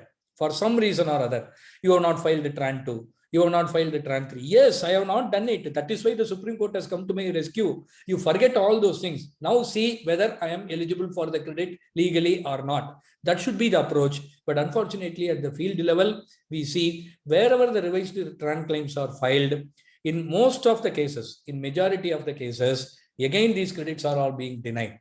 Anyway, we have to live with it, and we may have to file appeal against those orders and all. So this is what is going on as far as the TRAN credit is concerned. And this is what the Supreme Court has come to the rescue of the taxpayers. The third important judgment, it's 11:40, maybe another 5 minutes, I will just finish. The tribunal, after 6 years, still the tribunal is yet to see the light of the day, due to various reasons, various procedural reasons. One thing which I have noticed is the central government wants to have their nominee in the tribunal. The state governments want to have their own nominees in the tribunal. In various discussions we held on this issue, there is a feeling that we want our person to take care of our interest. This seems to be the mindset, which is not correct. A tribunal is supposed to be a neutral body. It is not necessary that a state government technical member will protect the interest of state government, and the central government technical member will protect the interest of the central state government. They are there to render justice. They are there to render justice, to uphold the rule of law. But unfortunately, that approach is missing. So both of them want to have their own nominees. So one technical member from state, one technical member from the center, and one judicial member, which makes the body a 3-member body. That was the existing setup. We had the 2-tier tribunal of national tribunal with regional benches, state tribunal with the area benches. All those were the original provisions. And the bar from Chennai, where I belong, we have been pioneers in litigating about in bringing a lot of reform in the matter of tribunalization. So whatever be the government and whatever be the party in power, there has been a general tendency to have control over the tribunals. The bureaucratic influence over the tribunals is always visible. So many judgments, starting from Gandhi, Chandra Kumar, MBA 1, MBA 2, the Supreme Court has said several times how a tribunal should be formed, how independence of the tribunal has to be ensured. So many directions have been given, Roger Matthew, and recently, these GST tribunal provisions themselves have been struck down by the Madras High Court. Various provisions like legal secretary, official from the legal department becoming a judicial member in the tribunal, not including the advocates. An advocate who has got 10 years of experience can directly become a High Court judge. An advocate who is practicing before the Supreme Court can directly become a Supreme Court judge. Recently, Mr. K.V. Vishwanathan, Rohinton Nariman before that. So P.S. Narasimha. So all are directly from advocate, they become Supreme Court judge, and one day they will also be the Chief Justice of India. But a poor advocate cannot become a member of the tribunal. So I don't know what is the government's attitude towards advocates. So that was also not found favor by the Madras High Court. They said this should also be considered. But despite such clear instructions from the High Court, again, during last year budget, the original finance bill did not contain any provisions relating to tribunal. But when amendments were proposed for the finance bill, lot of amendment, the entire section 109, 110 has been amended, and now we have a new set of tribunals, and with there is a notwithstanding anything contained in any judgment or decree. So there has been a clear attempt to overrule all the judgments. Again, the tribunal is going to be, whether it is going to be a 4-member body or a 2-member body. So the law says, the amended law says, a tribunal will have 2 judicial members and 1 technical member, and 1 technical member from state and 1 from center. But it is not necessary that all benches will have all 4 members. If you see the jurisdiction of the benches in section 110, it says in one particular place, wherever the amount involved is below 50 lakhs and does not involve a question of law, it can be heard by a single member. And in all other cases, the matters can be heard by 1 judicial member and 1 technical member. So effectively, the tribunal will have only 2 members. Whether it is going to be a central technical or state technical, how the allocation is going to be, whether the governments have agreed for that, because the governments were always hell-bent on having their own nominees in the bench. But how far this is going to be effective, we have to wait and we have to see. At the same time, I should also, again, the tenure of the tribunal members, 4 years. With the power of reappointment for another 2 years. This is also not found favor by the Supreme Court. Supreme Court has said in various judgment, you cannot first of all prescribe a tenure. They should be allowed to retire till the age of retirement, because once a term is given, only 4 years, you cannot invite young people to become members of the tribunal. When a people can opt to become a member, if it is going to be only a 4-year tenure, a person who is in his 50s or in 45s, he will never become a member, because after 4 years, even if he is fortunate, he will get another 2 years tenure, and after 6 years, he has to come back to practice. So, and he may have to practice before the same tribunal, which whether it is allowed or not is another matter. So, you cannot attract young talent with a tenure is prescribed. And again, people who really have experience in the field of taxation, who have a lot of experience in the field of taxation in the form of representing the taxpayers, they are not allowed to become members in the tribunal. So as of now, it is going to be only district judges. How far the district judges will be exposed to tax laws, we have to wait and see. So because even the amended provisions are having a lot of problems, I should say that the Chennai Bar Associations are planning to once again seek the indulgence of the Honorable Supreme Court. Very soon, a writ petition may be filed in the Supreme Court challenging even the amended provisions. So what is going to happen for the tribunal? Even after 6 years, we are not able to have, and the high courts are burdened with writ petitions. And again, the approach of the high court also differs from court to court. Some courts are entertaining the writ petitions on the ground that tribunal has not been formed, whereas some other courts are saying that why can't you wait? The department should not recover. You can wait till the tribunal is formed.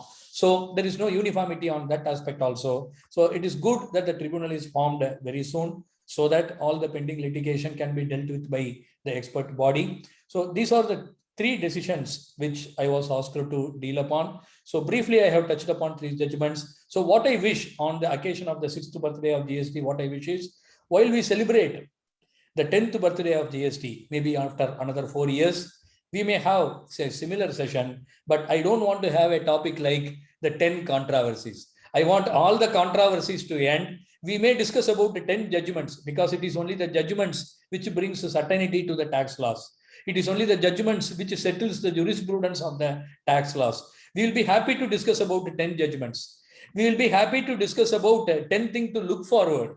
So what more improvements we want in GST, even after 10 years, we'll be happy to discuss. But at least we do not want to discuss about any more controversies on GST. I want all the controversies to end at least in next 4 years. So with that, I thank Arup for giving this wonderful opportunity of interacting with all of you. And thank you, friends.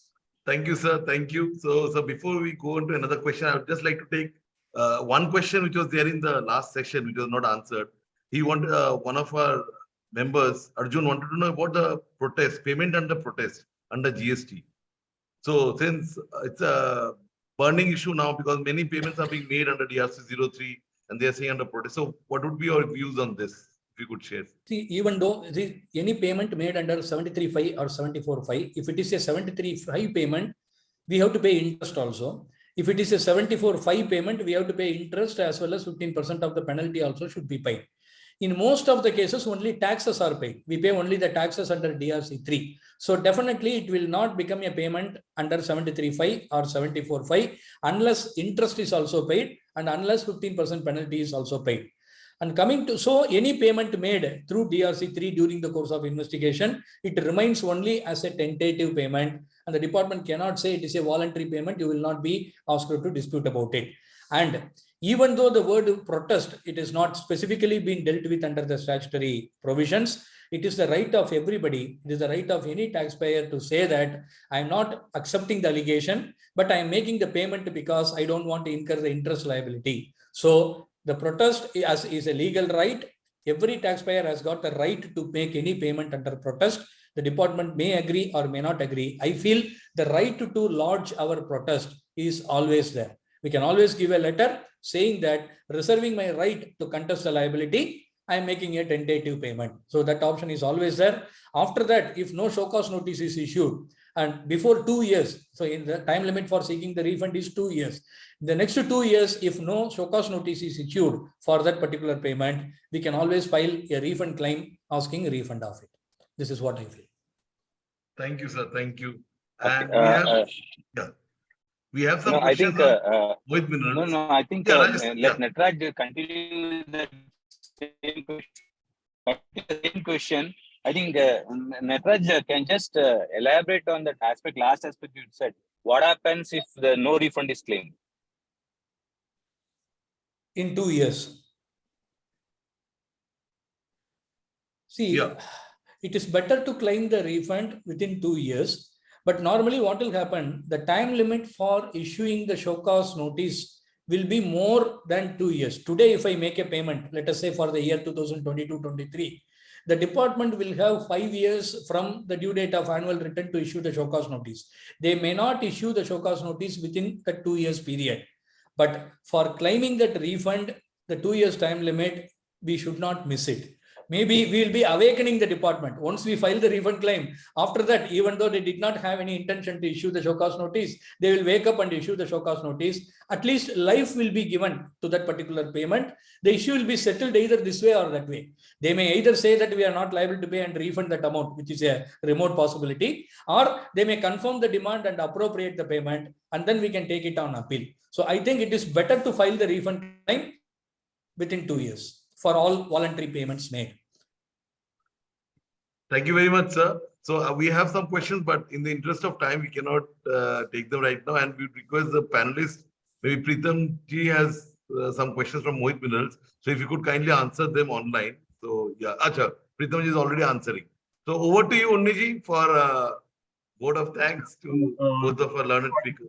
Propose a vote of thanks. So the 6 judgments that we are discussing today had impacted every taxpayer, large and small. The issues that Pritamji had spoken about regarding the importance of making a correct claim of your ITC and the payments through your cash and credit ledgers, and the importance of identifying the correct composite supply are something that even the smallest trader should be now well versed with and should be as equally given priorities. Now, Natarajan sir has also exposed the issues that are at play, which are in principle hitting the very foundations of GST. Whether the court has corrected the anomaly and should be given a retrospective benefit, whether the policymakers should decide whether the tribunal should be a truly neutral body. And I guess everybody is eagerly looking forward to a truly neutral tribunals to lodge all the appeals that are piling up. And finally, the true spirits of the labor pains in which GST was born 6 years ago for availing the transitional benefits, that was truly understood by the court, and the revenue should learn from it and should give a breather for all the taxpayers regarding their credits. And that is the correct way forward in administering GST as a new law that we have all come to love. So I thank the learned panelists, Natarajan sir and Pritam ji, for enlightening us with your thoughts. And it is truly wonderful to have thought leaders like you explaining the nitty-gritties of these decisions, which we may otherwise overlook. And now we have shown the light at the crucial area so that people can reread these judgments in these lights and may come up with their own understanding and can now proceed with those. So with that, I thank both of you on behalf of all of us here, and we always expect you to attend our sessions again and be available when we request. So with that small request, I thank you once again.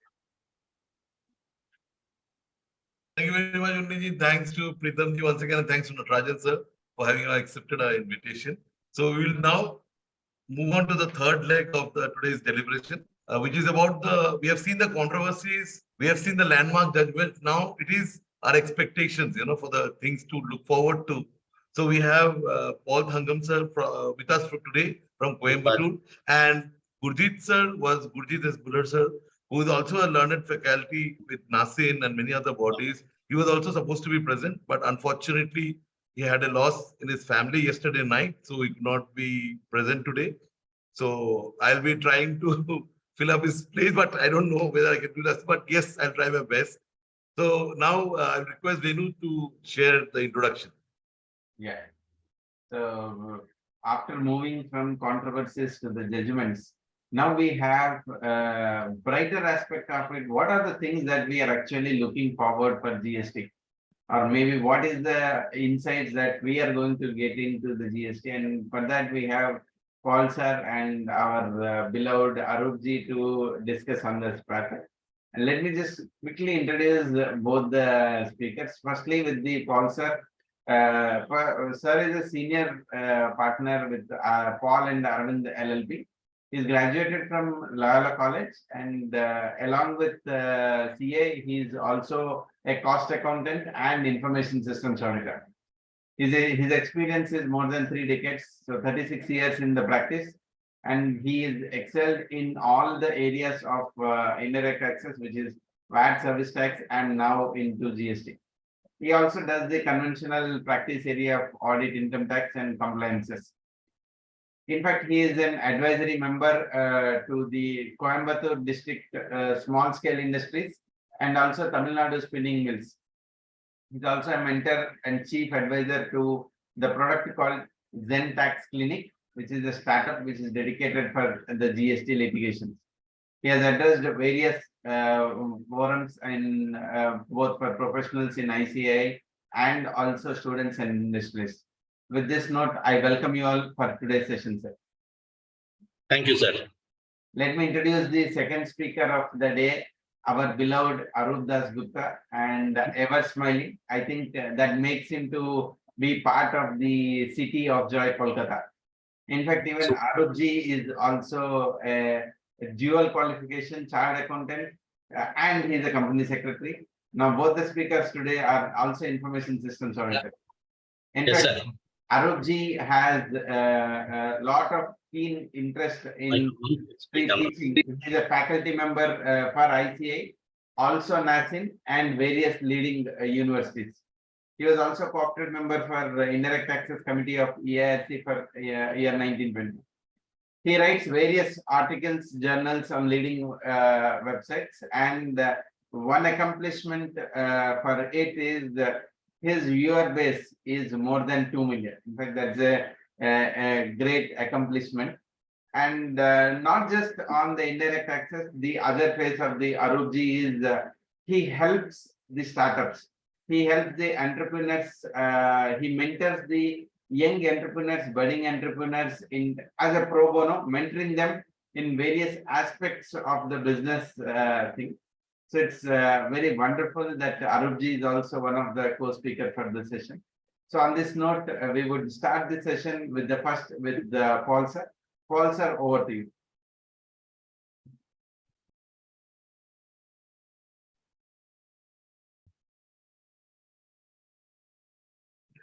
Good morning to all, or rather good afternoon.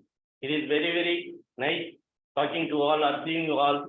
At first, I should thank my good friend Arup Das Gupta ji and other admins of this group for giving me an opportunity to give my thought on what is expected, what is the expectation at the end of the 6 years of coming into GST.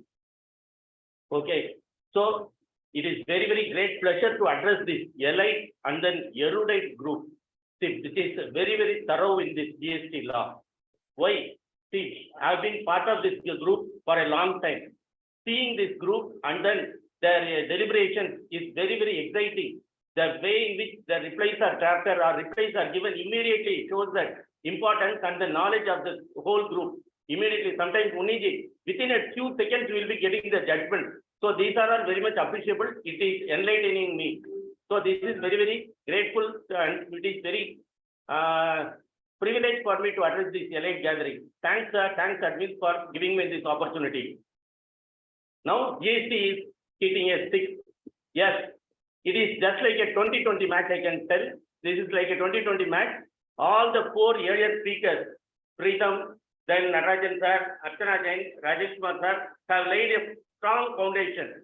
They see just like in a 2020 match, they have scored high runs, maybe say 250 within the allotted 18 overs.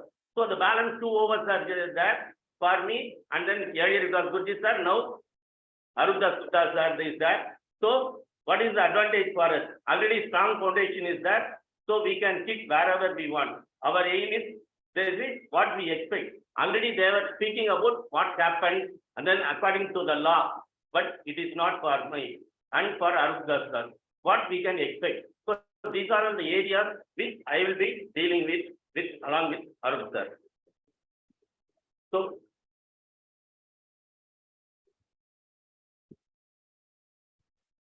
GST, see 3 expectations: GST appellate tribunal, amnesty scheme, then faceless assessment. These are all the 3 areas. What we are looking in these 3 areas. What we can expect from the department or from the government in these 3 areas. So this is my basic contention. So what this will be reducing the litigation and then it should be for the benefit of the trade and industry. If these suggestions, if they are implemented, then that will bring some of the great relief to the trade and industry, according to me. Now, what is this? Bahubali. 2 episodes have come. So everyone knows 2 episodes main. So anything connected with GST? GST, not mainly connected. They will be paying GST, that is different issue. GST, just like Bahubali is the creation of the director, Rajamouli sir. This is what we expect. This is pure imagination. Already the sessions are having only on what is happening and then how we have to follow. But what we expect, it is purely my imagination, whether it will come true or not. But once this imagination, once we are knocking at the doors with this request, one day the doors will open and then we will be getting some relief. That is for the benefit of the trade industry and then for the smooth implementation of GST, I feel. With this, I will go into this. First is interplay between these 3 items: faceless assessment, amnesty, and then GST appellate tribunal. Now we are flooded with notices, and then we are giving some replies, and then ASIM return has become an order of the day.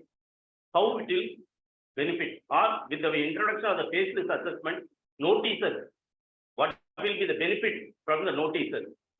How the faceless assessment will change the way in which the notices are given. This is a own area. So in this faceless assessment, what is required is a reasonable understanding of the business. See, now notices are given without understanding the business, sometimes without understanding the legal provisions. So these items will go away when there is a faceless assessment is there. See, now mechanically notices are given.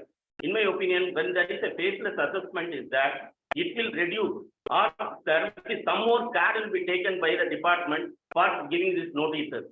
This is my reasonable expectation. Then amnesty scheme. Amnesty scheme. Now the present amnesty scheme that was over yesterday, not filing the GST or 9, late fee waiver. This type of amnesty is not at all amnesty at all. We need a broader amnesty scheme that will be beneficial for the trade and industry. We all know from the early morning, we can say early morning, 1/7/2017, GST was introduced in a case. It was introduced in a case. So there are so many lacuna in the implementation from the government side. See, the mistakes are committed because of the implementation by the government, poor implementation, and then the portal was not ready. We were asked to pay the tax. Government wanted some more money, so we were asked to pay the tax through 3B without filing GST 1. So this is one of the important areas. So government was not ready. So there are so many mistakes were there. We should be given an opportunity to correct, and then this amnesty scheme it should be very, very wide, and then it should be covering for the 5 years, initial 5 years. See, the fake invoice scheme or the fake invoice would not have arisen and had the government implemented the original system envisaged. GST 1, 1A, 2, then 3. If these have been put in practice, these issues would not have come. Government, what they did, instead of putting the cart before the car, they put the cart before the cart because they wanted money. So this is the area where we need a greater, what is the amnesty scheme? What type of amnesty scheme I will read? What are the areas, what relief should be given? This is the expectation from the amnesty scheme. Then last is GST, appellate tribunal. Already Narayan sir talked about the Revenue Bar Association judgment, that he covered a lot of thing about GST appellate tribunal. So tribunal, as you will be aware of the fact, it is the last fact finding stage. In any dispute, it is a last fact finding authority, and then we should be able to give the facts clearly, and then GST, as far as our experience with the SESTAT and other higher forums, just like similar to that, the ratio of judgment going in favor of the assessee or the registered person is high in SESTAT or appellate tribunal as compared to the justice that we are getting from the commissioner. So GST tribunal, it is also we are looking forward to that. So what is the interplay? I will say how they can be intertwined. The faceless assessment, notices are given. Notices are given. Nowadays, the officer doesn't even read the notice, simply notices are given. In Tamil Nadu, notices are given. For what reason? The persons we are purchasing the good, The seller has not raised the e-invoice, so, e-way bill, for that we are penalized. It is not our fault. Instead of taking action against the seller, they are coming to the buyer. So these are also sometimes notices are given, irrational notices are given. But in case faceless assessment, I feel that there will be some rationality. The department will think twice before they issuing the notice. They assume 50 notices, 5,000 notices are given. If the people have got a fair understanding of business and then reasonable interpretation, I'm not saying it should be beneficial. They should interpret in reasonable manner. In that situation, when you're passing the order, it will get reduced to 50%. If they pass a reasonable order with understanding of the business. So the business environment differs from area to area. So they should understand the business, and then so though the concept of supply is same for all the type of trade, there is a difference in the implementation or the way in which the trade is doing. For example, Surat, there is a diamond city where the diamonds are moved. That is different. Then Tirupur, it is a hosiery city where there is a different type of business environment is there. So the business environment should be seen. In the implementation, it should be for the purpose of the trade and industry. So they must be aware of this provision. So this from 5,000 notices, if they pass a reasonable order, the orders will come down 50%, it will be 2,500. Amnesty scheme.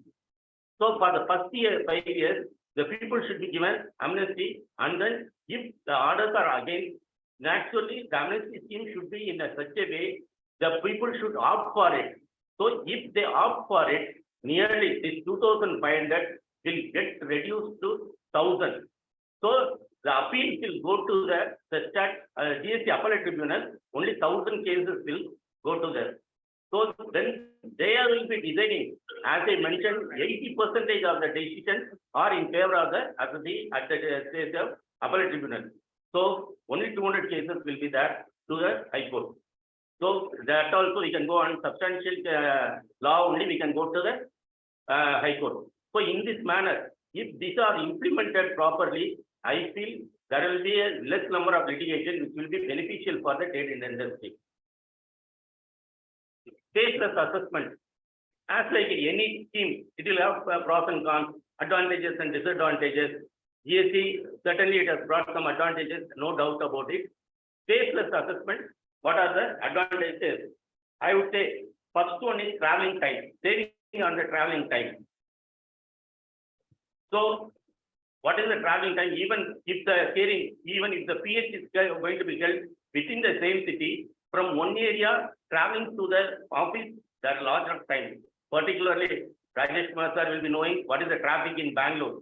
So if you are going to take to that particular area, so naturally 2 hours, 3 hours will be wasted in traveling. So with faceless assessment, there will be a saving in time. Then reduce corruption. I won't say corruption will be fully eliminated, but to that extent it will be reduced, I would say. Because even in Duran Customs, there are issues. Though a faceless system is implemented, there are issues or corruption is there. I would say that will be reduction. Then quicker processing. The processing, whenever the faceless, the notices are immediately attended and then replies are seen. That is as from our experience in the income tax portal, we are seeing that something quicker time. Then complete audit trial. This is very, very important. Now we will be having the trial from the notice. Now, though it is available in the portal, sometimes when it goes to the faceless, there will be a much more audit trial for the transaction. Then pre-dating is not possible. Pre-dating notices, order, it has become common of the order of the day, even when DIN is implemented. Practically, I am saying, even after DIN, this pre-dating is done. How they do it in department, some of the officials may be that, but we have seen the cases. See, they will take the printout of the first page. So the first page will be mentioning the name, and then they will say, this order is given free of cost. Then an appeal can be preferred within a 3-month period. This will be in the first page. Then all the other stories will start from the next page for the notice. They will not give the notice, they will take the just first page and then they will take the DIN. Then you will get a notice after 3 months or order after the 3. So pre-dating may not be possible in case of a faceless assessment. These are some of the advantages of faceless assessment. If it comes to existence, it will may come because already the government has implemented it in income tax portal and then in customs also they are doing. So it is a time the faceless assessment must come. It will be benefit. And as I mentioned, traveling also benefit the person who are in rural areas, the practicing persons who are in rural areas, they may not be having that office in that area, but through the faceless assessment, they can also represent their case. What are the disadvantages of the faceless assessment? The personal explanation. The personal explanation, whenever we go and then meet the officer, personal explanation brings some clarity. We are able to put across our views in a clear manner when we talk to the person. So that is very, very important. Then GST portal error. Portal, all the issues are because of the portal in the initial stages. Even once they used to say, which is the higher authority, GST law or GST portal. GST portal was dictating the terms. So we have seen they will making some adjustments in the portal. They are not aware of the changes. Reverse charge for restaurant services. All those things, GST portal was dictating the terms. So this is a portal. When faceless assessment is there, the portal should fully respond. That is very, very important. Then file size. File size, now we are able to upload only 5 MB size. That is one of the disadvantages. There should not be any restriction. But in income tax, they are allowing it to file multiple times so that we are able to overcome that. Then officer lacks business understanding. Then another important aspect is disadvantage of faceless assessment is different opinions across the years. Now, there will be an officer for you, at least he will be there for 3 to 4 years. So, for 1 year assessment year, he has given notice, the same thing will be followed for the other year. But in case faceless assessment are implemented, the first case will be, for example, 17-18 will be taken by an officer at A, then next case, 18-19, it may go to officer B. That is the chance, both may take a different view. They may take a different view. These are all some of the issues in faceless assessment. But faceless assessment is required for the day. Considering the technological advancement, faceless assessment is possible and also it is required. What we look forward in the faceless assessment, first one is formation of a specialized assessment circle. Formation of an assessment circle. See, at least in the central tax authorities, there is a limit of 50 lakhs, then up to which they can pass an order. In state tax, there is no such limits are there. So even the junior most officer, CQO, he is entrusted with the task for refunding of 5 crores or 6 crores, and then passing a refund order or making a demand. There is no restriction. And also they are not aware of the entire business environment that is operating. So separate circles should be formed. For example, just like see now the order of the day, you give us the tally file, we will look into that. You give us the tally file, we will look into that. But every company, big corporate, they have got their own ERP. Some of them they got their own developed ERP, and then others are operating with SAP. All the other operators with the different accounting system, everything is there. But the junior most officer not aware of these things, they tell, okay, just like tally, you give us all the books of account in floppy or you bring a pen drive. It is not possible. So they are not understanding the nature of business and then what is the specialized business to that associate. But they are, so that should be a large take by assessment circle. It was there in the back scenario. Separate large assessment circles were formed. That was looked into by those experts. They may be assistant commissioner or deputy commissioner. So there should be formation of specialized assessment circle for large taxpayers. That will also reduce that workload and then it will understanding for the junior officers will not be required. Then uniform issue-based decision making. See, this is a important area in the faceless assessment we require. What is the uniform issue-based? Now, state tax authorities and then central tax authorities. In some of the issues, each person is taking different views. State tax authorities, they are bound by the circulars or the guidelines given by the top authority, and then commissioner, and then state central tax authority, they are guided by the people. So both are taking, though the law, state law is also similar, and they are taking the different issues. Even in some cases, I can tell there is a reverse charge and government services.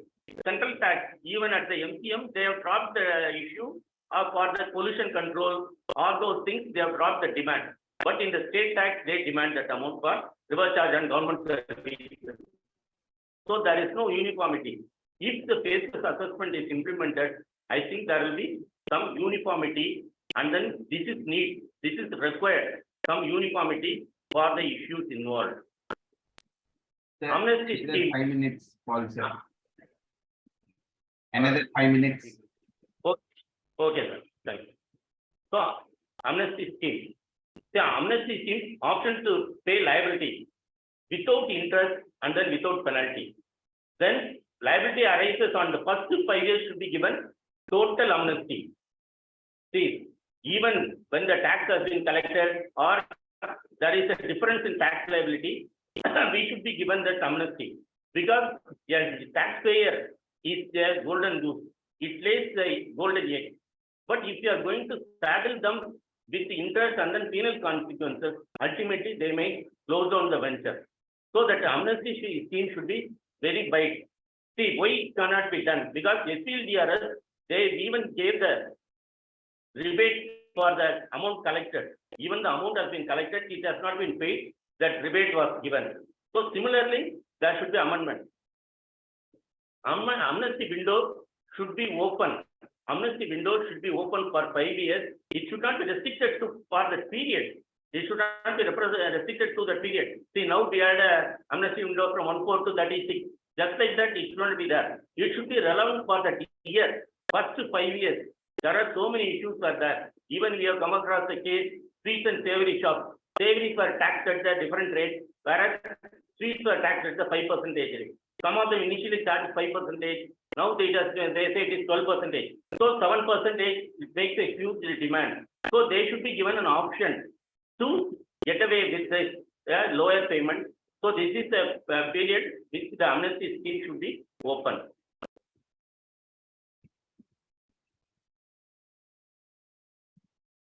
So constitution of the GST appellate tribunal. Already Narayan sir spoke at length about this appellate tribunal. Actually, section 109 and then 110 has been fully substituted in line with Madras High Court decision. Madras High Court decision in the case of Revenue Bar Association. But still, it should be constituted at the early date. We require the constitution of the tribunal should be at the early date. Because see, now 5 years, there are so much of cases are there. Most of the commissioner appeals orders have been against the assessee or the registered person. So there is an option to only go to the tribunal. See, as Narayan sir observed, even you go to the High Court, they say you will come wait for the tribunal. And then some of the courts have said, even if the tribunal has not been constituted, you pay additional 20% and then keep the matter pending. So everybody is looking at the impact on the in copper, but not looking into the trade in the industry. So there must be allowed to the tribunal must be allowed to be set up at the early date, early constitution. Then what we can expect is mandatory online filing. So now even the most of the High Court, Supreme Court is also insisting that online filing should be there. So this will reduce the paperwork, and then we need not prepare so many bundles. Now we have to prepare nearly 3 sets or 4 sets when presenting the case to the tribunal. So these need not be there, only one set that will go to all the persons. So that will reduce the paperwork, and then also need not be given in various 3 or more sets. It will be one set, it will be there. The next one is optional personal representation. See, this is very, very important, I think. Optional personal representation through online mode. See, suppose the appellate tribunal is functioning for 5 days. In 2 days, it shall be allocated for online mode. Why this requirement is that? One is the persons who are not in the city where there is a tribunal, they will be able to represent the case either through the online mode. See, at the time of filing itself, they should be given an option. Yes, if they want a personal hearing or online hearing. So those cases, where online hearing is opted, they can be heard on some stage. For example, I am sitting in Coimbatore. Previously, Sistat was there at only Chennai, so we had to travel all the way. But during the COVID period, we attended some of the tribunal decisions from here itself. So why not? If similar mechanism is there, then it will be beneficial for the persons who are in the remote areas or semi-urban areas. They too will have an opportunity to present their case before the tribunal. So online representation should be brought in on selected days. It should be given. And then these are all the some of the things which we look forward to in the tribunal. And then, sir, thank you one and all for giving me this opportunity for all the admins of this group. Thanks, sir, for giving me an opportunity to share my view. Thank you, sir. Thank you, Paul, sir. And as you rightly said that, okay, it's only something we should wish and think for. Wonderful perspective, especially on amnesty scheme and the way the tribunals, the functioning good. I request Arupji to deliberate on the other points from his perspective. Yeah. I would just like to start sharing one second. Also, yeah. Thank you very much, sir. Thank you so much, Paul. So you have set the agenda properly. So I think it was really easy for me now to do it. So I hope my screen is clear, visible. Yes, yes. Yeah. So I have about 10 to 12 minutes left. So today Gurjit sir was supposed to take the session, but we were informed yesterday. So I have quickly prepared a presentation. So here, there is something from the Upanishad that, we are, as in GST, we are moving from darkness to light. In the last 6 years, there have been a lot of controversies, a lot of disputes, a lot of angst, but now we are discussing about the expectations and things that we are looking forward, in the days to come. So before I start this thing, I would like to share this picture wherein it shows that I'm meeting the Honorable Finance Minister and the Revenue Secretary, the board members, others, all are there. And what would be the reason of showing this picture is that in GST, as many, we had a discussion yesterday also wherein a senior advocate had come in for a particular seminar. He was also sharing, it is up to us whether we are taking the issues forward to the government. So if there are things to look forward to, we have actually to go before the government and address those issues so that they can be taken care of. Some of the issues that have been taken care of in the last 6 years are like, create transfer of the cash balance. That was a huge ask from the trade bodies that, why can't I move my cash lying in West Bengal, in my cash ledger to my branches in Maharashtra or, things like that. We had asked for some waivers in 99C. We had asked for delinking of credit notes and debit notes. We have asked for some of the amnesty schemes in revocation, filing of GST and 99C. We have also asked for some of the controversies to be set, like when ice cream, where is this controversy that, what will happen to the old invoices. So what I intend to say is that if you are looking for something, for a challenge to be resolved, one of the ways in GST is that since you're not working with multiple organizations, like in the erstwhile VAT or service tax, you're working with each state differently, Here you're working with one authority. So please let us all take up the issues impromptu with the authorities can take a decision on that. So the 3 agendas or the wish list that we have today on my thing that I'm going to discuss. First is about the multiple year assessments. Second is about the formation of the National Appellate Authority for Advanced Ruling. And third is about the e-invoicing for all B2B invoices. So now coming to the multiple year assessments. What is the challenge? See, recently I've been fighting some of the show cause notices, and in the show cause notices, the best part is that the issues or the agenda is the same. It's for 3B versus 2A mismatch. But for each year, I'm supposed to file a separate reply to the show cause notice. And similarly, vis-a-vis the show cause notice, the orders are being issued under DRC 07, and I am bound to file 3 or 4 different appeals for the same issue, for the same client. So we have been addressing and representing to the authorities now that can we have one singular assessment like we had in the service tax era or the central tax era, central excise era or the VAT era, wherein multiple years can be assessed together and you can issue me a show cause notice for all the years together and I can reply because you can handle the same issue in across all the years and then issue an order so that I can file one single appeal and it really makes life easy for everybody. And why do I say so? You'll be surprised to know that in a particular construction company, there are certain matters of double invoicing, like they have issued the invoice to a government client, and the government client came back and said, no, we can't accept this invoice, make these changes. So they've again corrected that invoice, and by mistake, in 2 years, they have not issued a credit note or made any correction in the invoices. But surprisingly, after the show cause notice was issued and we have applied for the appeal, we have gone in appeal. One of the appellate authorities accepted this point that yes, there is no supply and so no liability exists. Because just because you are showing in your GST 1, it does not mean it is auto-populated to the other person, so he or she can avail the credit. And so he said that there is no supply, no liability. But the other appellate authority, he said that I am not of the firm belief that the ITC was not availed by the person in whose GSTR 2 it was auto-populated. So these are the challenges that we are actually facing, that, same appeal, same replies we are filing, and surprisingly, in some cases, we are having differential treatments also. Even for 3B versus 2A mismatch, some particular adjudicating authority is accepting the circular on the face of it. Some authority is saying, I will get this verified from the officer.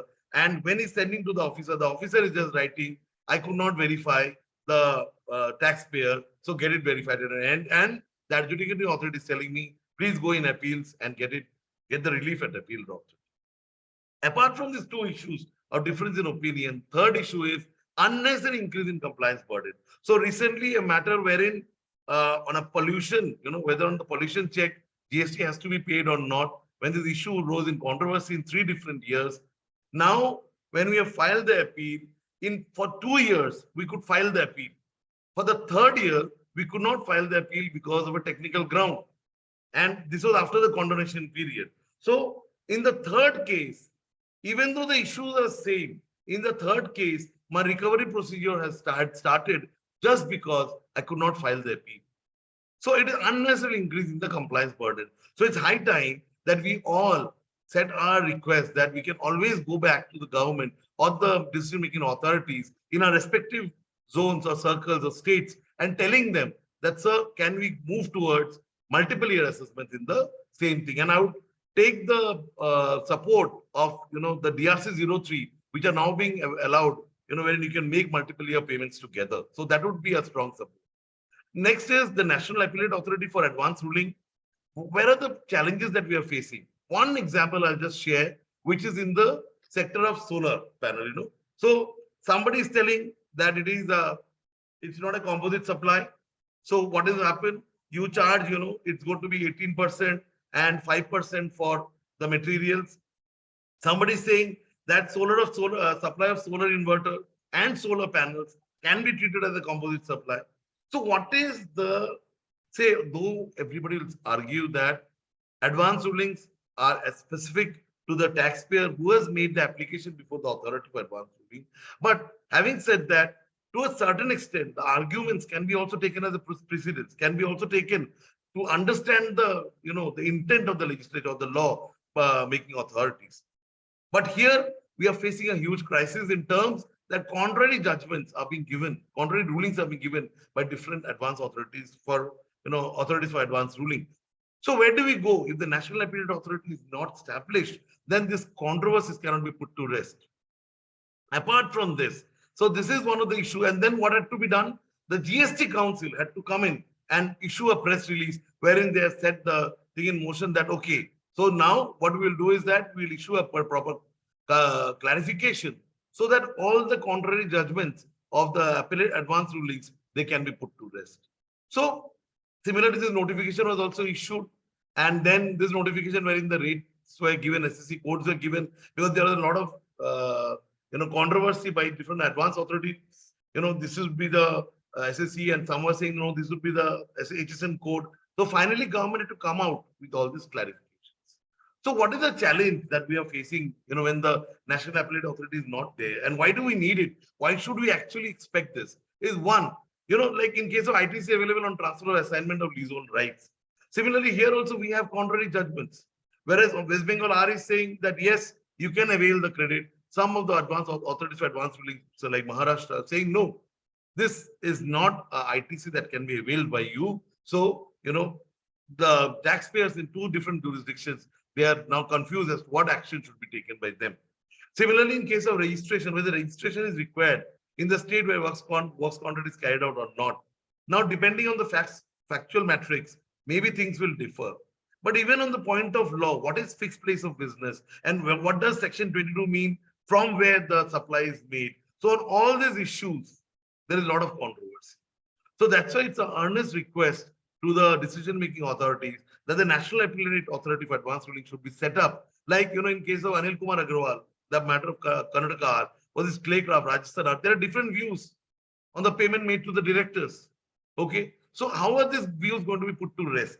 And finally, if you see, if I am a company, I have a client who is based out of, say, 22 states across India states and union territories, and I obtain a favorable advance ruling in a particular state, that advance ruling is also not applicable for all other states. So I have to go again and again to all other states, and surprisingly, another state does issue a contrary ruling on the same issue. So only if we have the NAR, in that case only we can reach at the consensus. And then I think that advanced rulings will become even more effective in terms of giving the direction to the taxpayers as to in which way they should be moving. Lastly, e-invoicing for all. It's a huge ask. I think we have already gone to the limit that we are already going to go to 5 crores. Now, a debate is going on whether it should go below 5 crores or not, whether it should start from turnover ₹1 in GST, that e-invoicing should start. And what are the arguments in favor of e-invoicing starting from turnover ₹1 is first, the seamless credit. I don't have to, I just forgot to upload my GSTR 1. That all those things are not going to happen. Because now once I file the e-invoicing, it is going to get auto-populated in my 1, and so it will get auto-populated in the 2B of my recipients. And so that actual, the credit part that is taken care of, there is not much of manual intervention that is going to be required. Secondly, what we have seen is the ease of doing business is increasing when e-invoicing is happening. Why? When my client tells me that, change this invoice, or, I need to do this, or, this invoice is not according to my parameter, I can straight away say I've issued an invoice under e-invoicing, I'm not allowed to make any changes.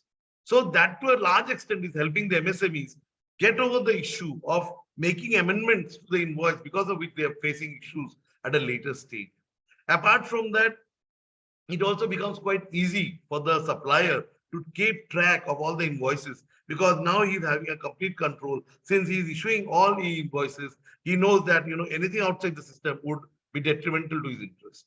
But having said that, 2 to 3 issues are having a huge challenge. Like, one is the compliance burden. Some of the MSMEs for whom we are training for 5 crores and all, they're feeling that the compliance burden is increasing because of all this. Though we have explained to them that it's a matter of 1 or 2 minutes to get a IRN for the e-invoices. So that is quite easy. But the last issue, with the challenge that they are facing, is whenever the government clients are asking them to make the corrections, when they are, say, for example, works contract, it's becoming a huge challenge for them. And because of that, since they are unable to make the corrections, they're issuing credit notes. And now I'm facing a DGM, I'm handling a DGM matter wherein the authorities have asked the government contractor as to why you have issued a credit note when the conditions for Section 34 are not being complied with, because the taxable turnover has not gone down, taxable rates have not gone down, there is no deficiency in supply of goods or services. So why are you issuing a credit note? So while issuing e-invoice for the MSMEs means below 5 crores, maybe that could be an issue that needs to be pondered upon.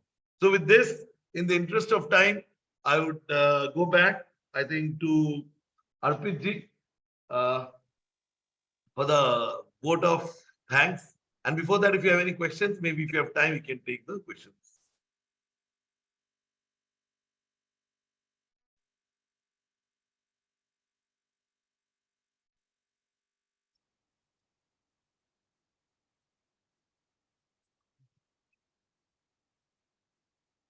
Aruji, you are muted. Yeah. So in future, once e-invoice made available for all transactions, would e-way bill be required at all? Yes, this is a question that was discussed in one of the government forums that I was a part of a few days back.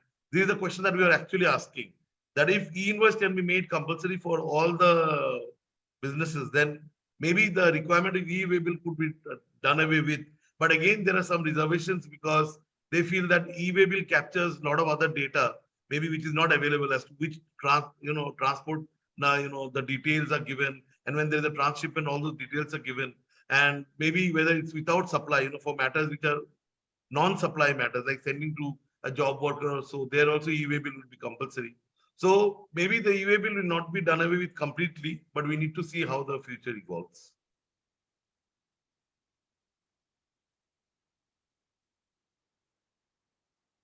So I think with this, we'll go to. I think we have answered all the questions. Yeah. RPG, vote of thanks. Thank you, Vinuji. And I would like to start the vote of thanks that wishes should never end. And the best wish list was given by G. Natarajan sir, that when we are here on the 10th year of GST, we don't have any controversy. We only have judgments and we only have the wishes. So wishes should never end. And what I would like to add to the wish list put by Paul sir and Arupji is the amnesty scheme for extension of time limit for appeals and section 16 subsection 4. So, so thank you very much, Mr. Paul Thangam and Arupji, for giving the deliberation on the wish list of the taxpayers, not only for the taxpayer, but also for the stakeholders, be it the department or the taxpayers or the government. And along with the presence, vote of thanks to the present two speakers, I would also like to thank all the speakers who were there prior to them. And they have given a lot and added value to the session. Mr. Rajesh sir, Archana ma'am, G. Natarajan sir, Preetham Maure sir, and all the two speakers present here. And it was really a very unique plan to have 3 different sessions on 3 different issues. That what are the controversies, what are the judgments, then what are the look forward. And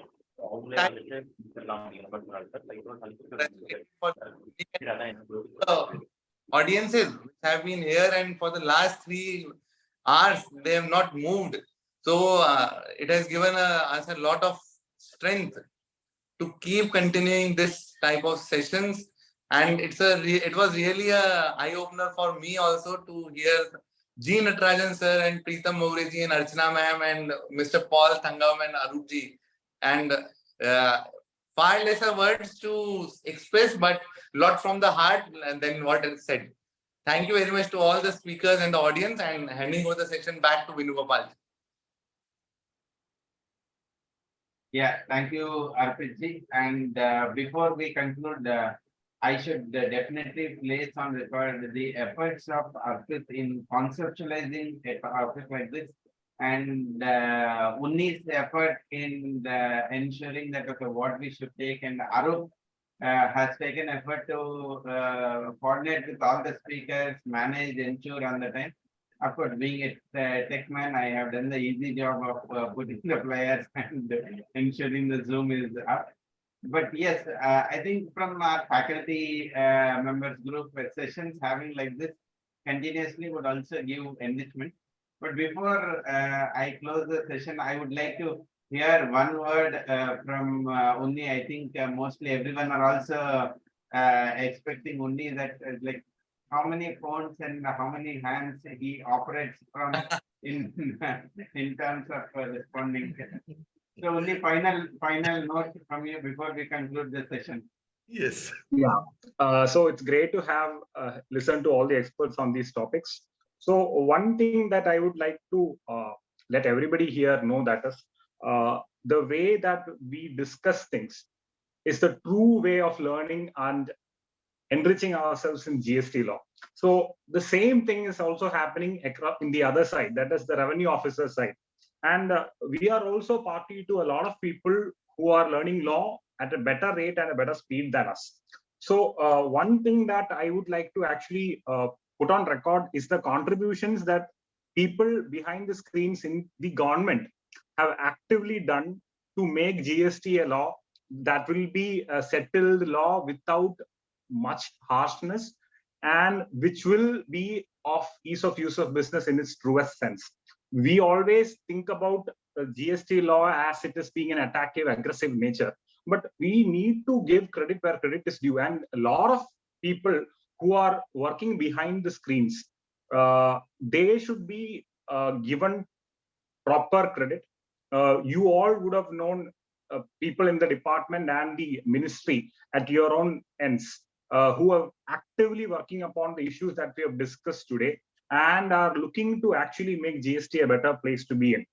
So I expect that within the next 2 to 3 years, we won't be seeing this much litigation. We won't have to constantly discuss on the finer points of law, and the systems will take the job of the human. And we will be in a GST era where we will be only looking into very core issues like exemptions or classifications. And once that is also rationalized, we will be, as Natarajan sir rightly said, in a litigation-free, hassle-free GST.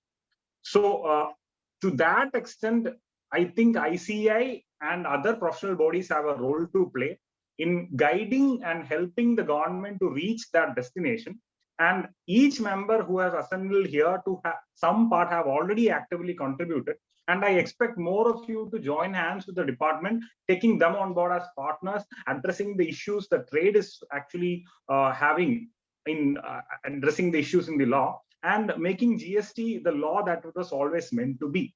So today being July 1st, coincidentally being the CA day also, I would request all the CAS members here and also the other members to reflect upon how much more they can do to help the government reach that common destination. So that is one thing that I would like to add on along the 6 things that we have discussed today. And I believe with teamwork, that is actually possible within the next couple of years. Thank you, Uni. And But very Mr. diplomatically, you kept the secret with you. Arpiji. Only I wanted to what the query was raised by you. Very diplomatic.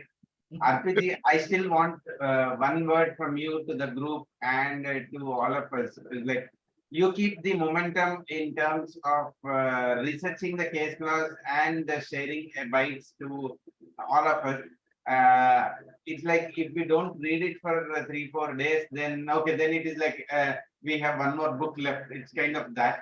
So a few words from you in terms of an advice. How do you study? How do you try to bring all these points? And definitely your online the articles that you write are really good insights for various questions that we get.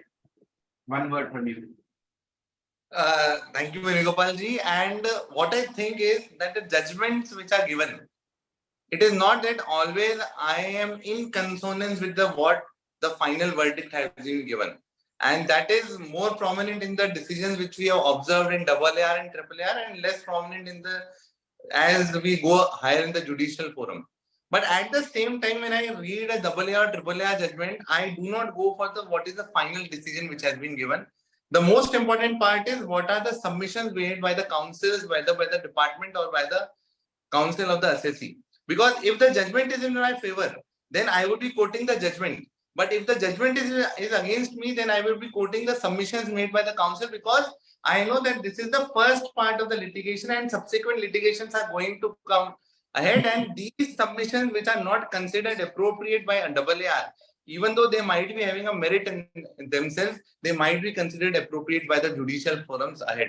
So in my opinion, whenever I see and hear that AAR and AAR judgments are really to be read and they do not contain any specific judicial basis, I always think that the submission which are being made by the councils of the SSE, they are really very beautiful.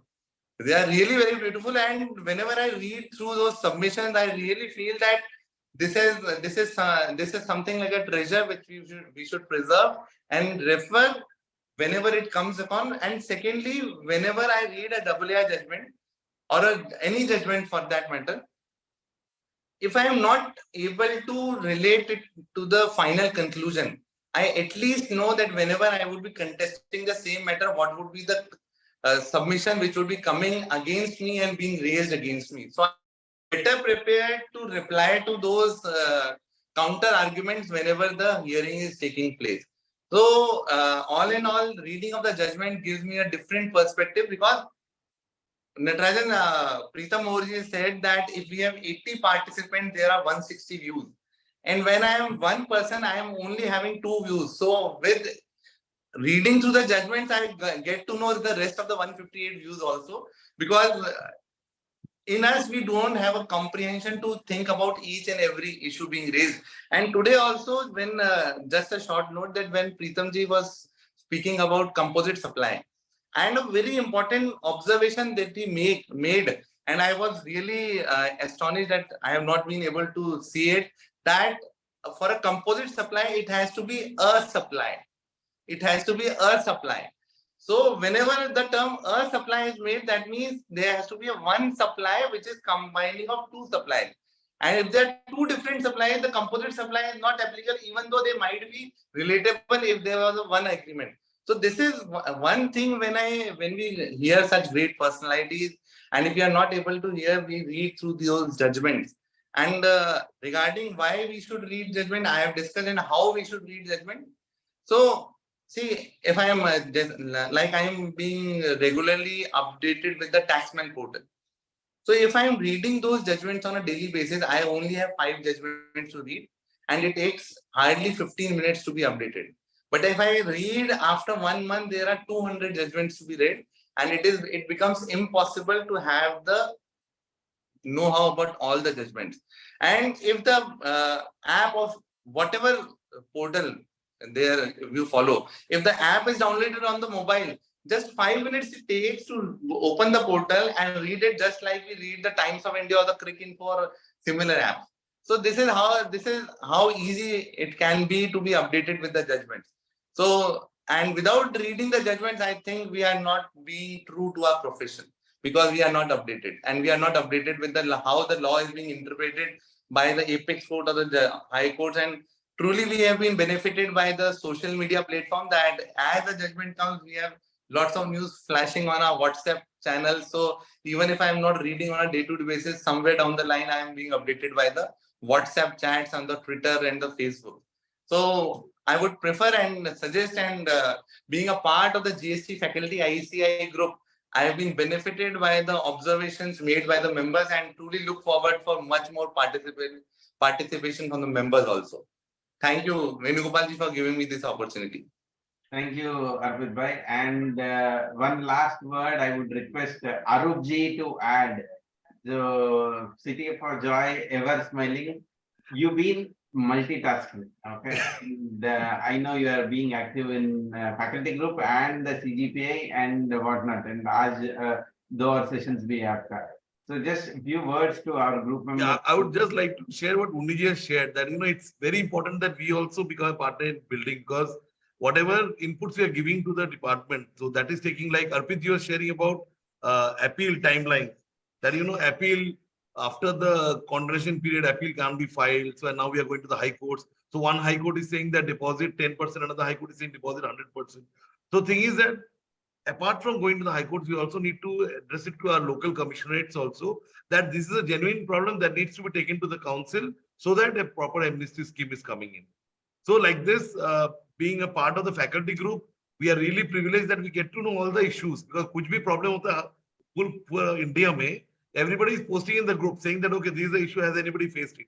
So we are one of the first persons to know it, and really it has helped me to speak to the government officials also, to help them that ये issue चल रहा है, so we should get this solution.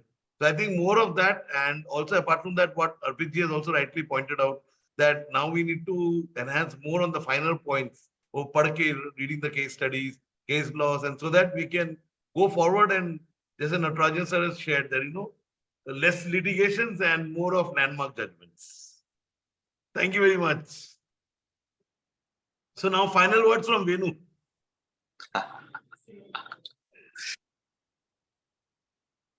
Yeah. No, you're on mute.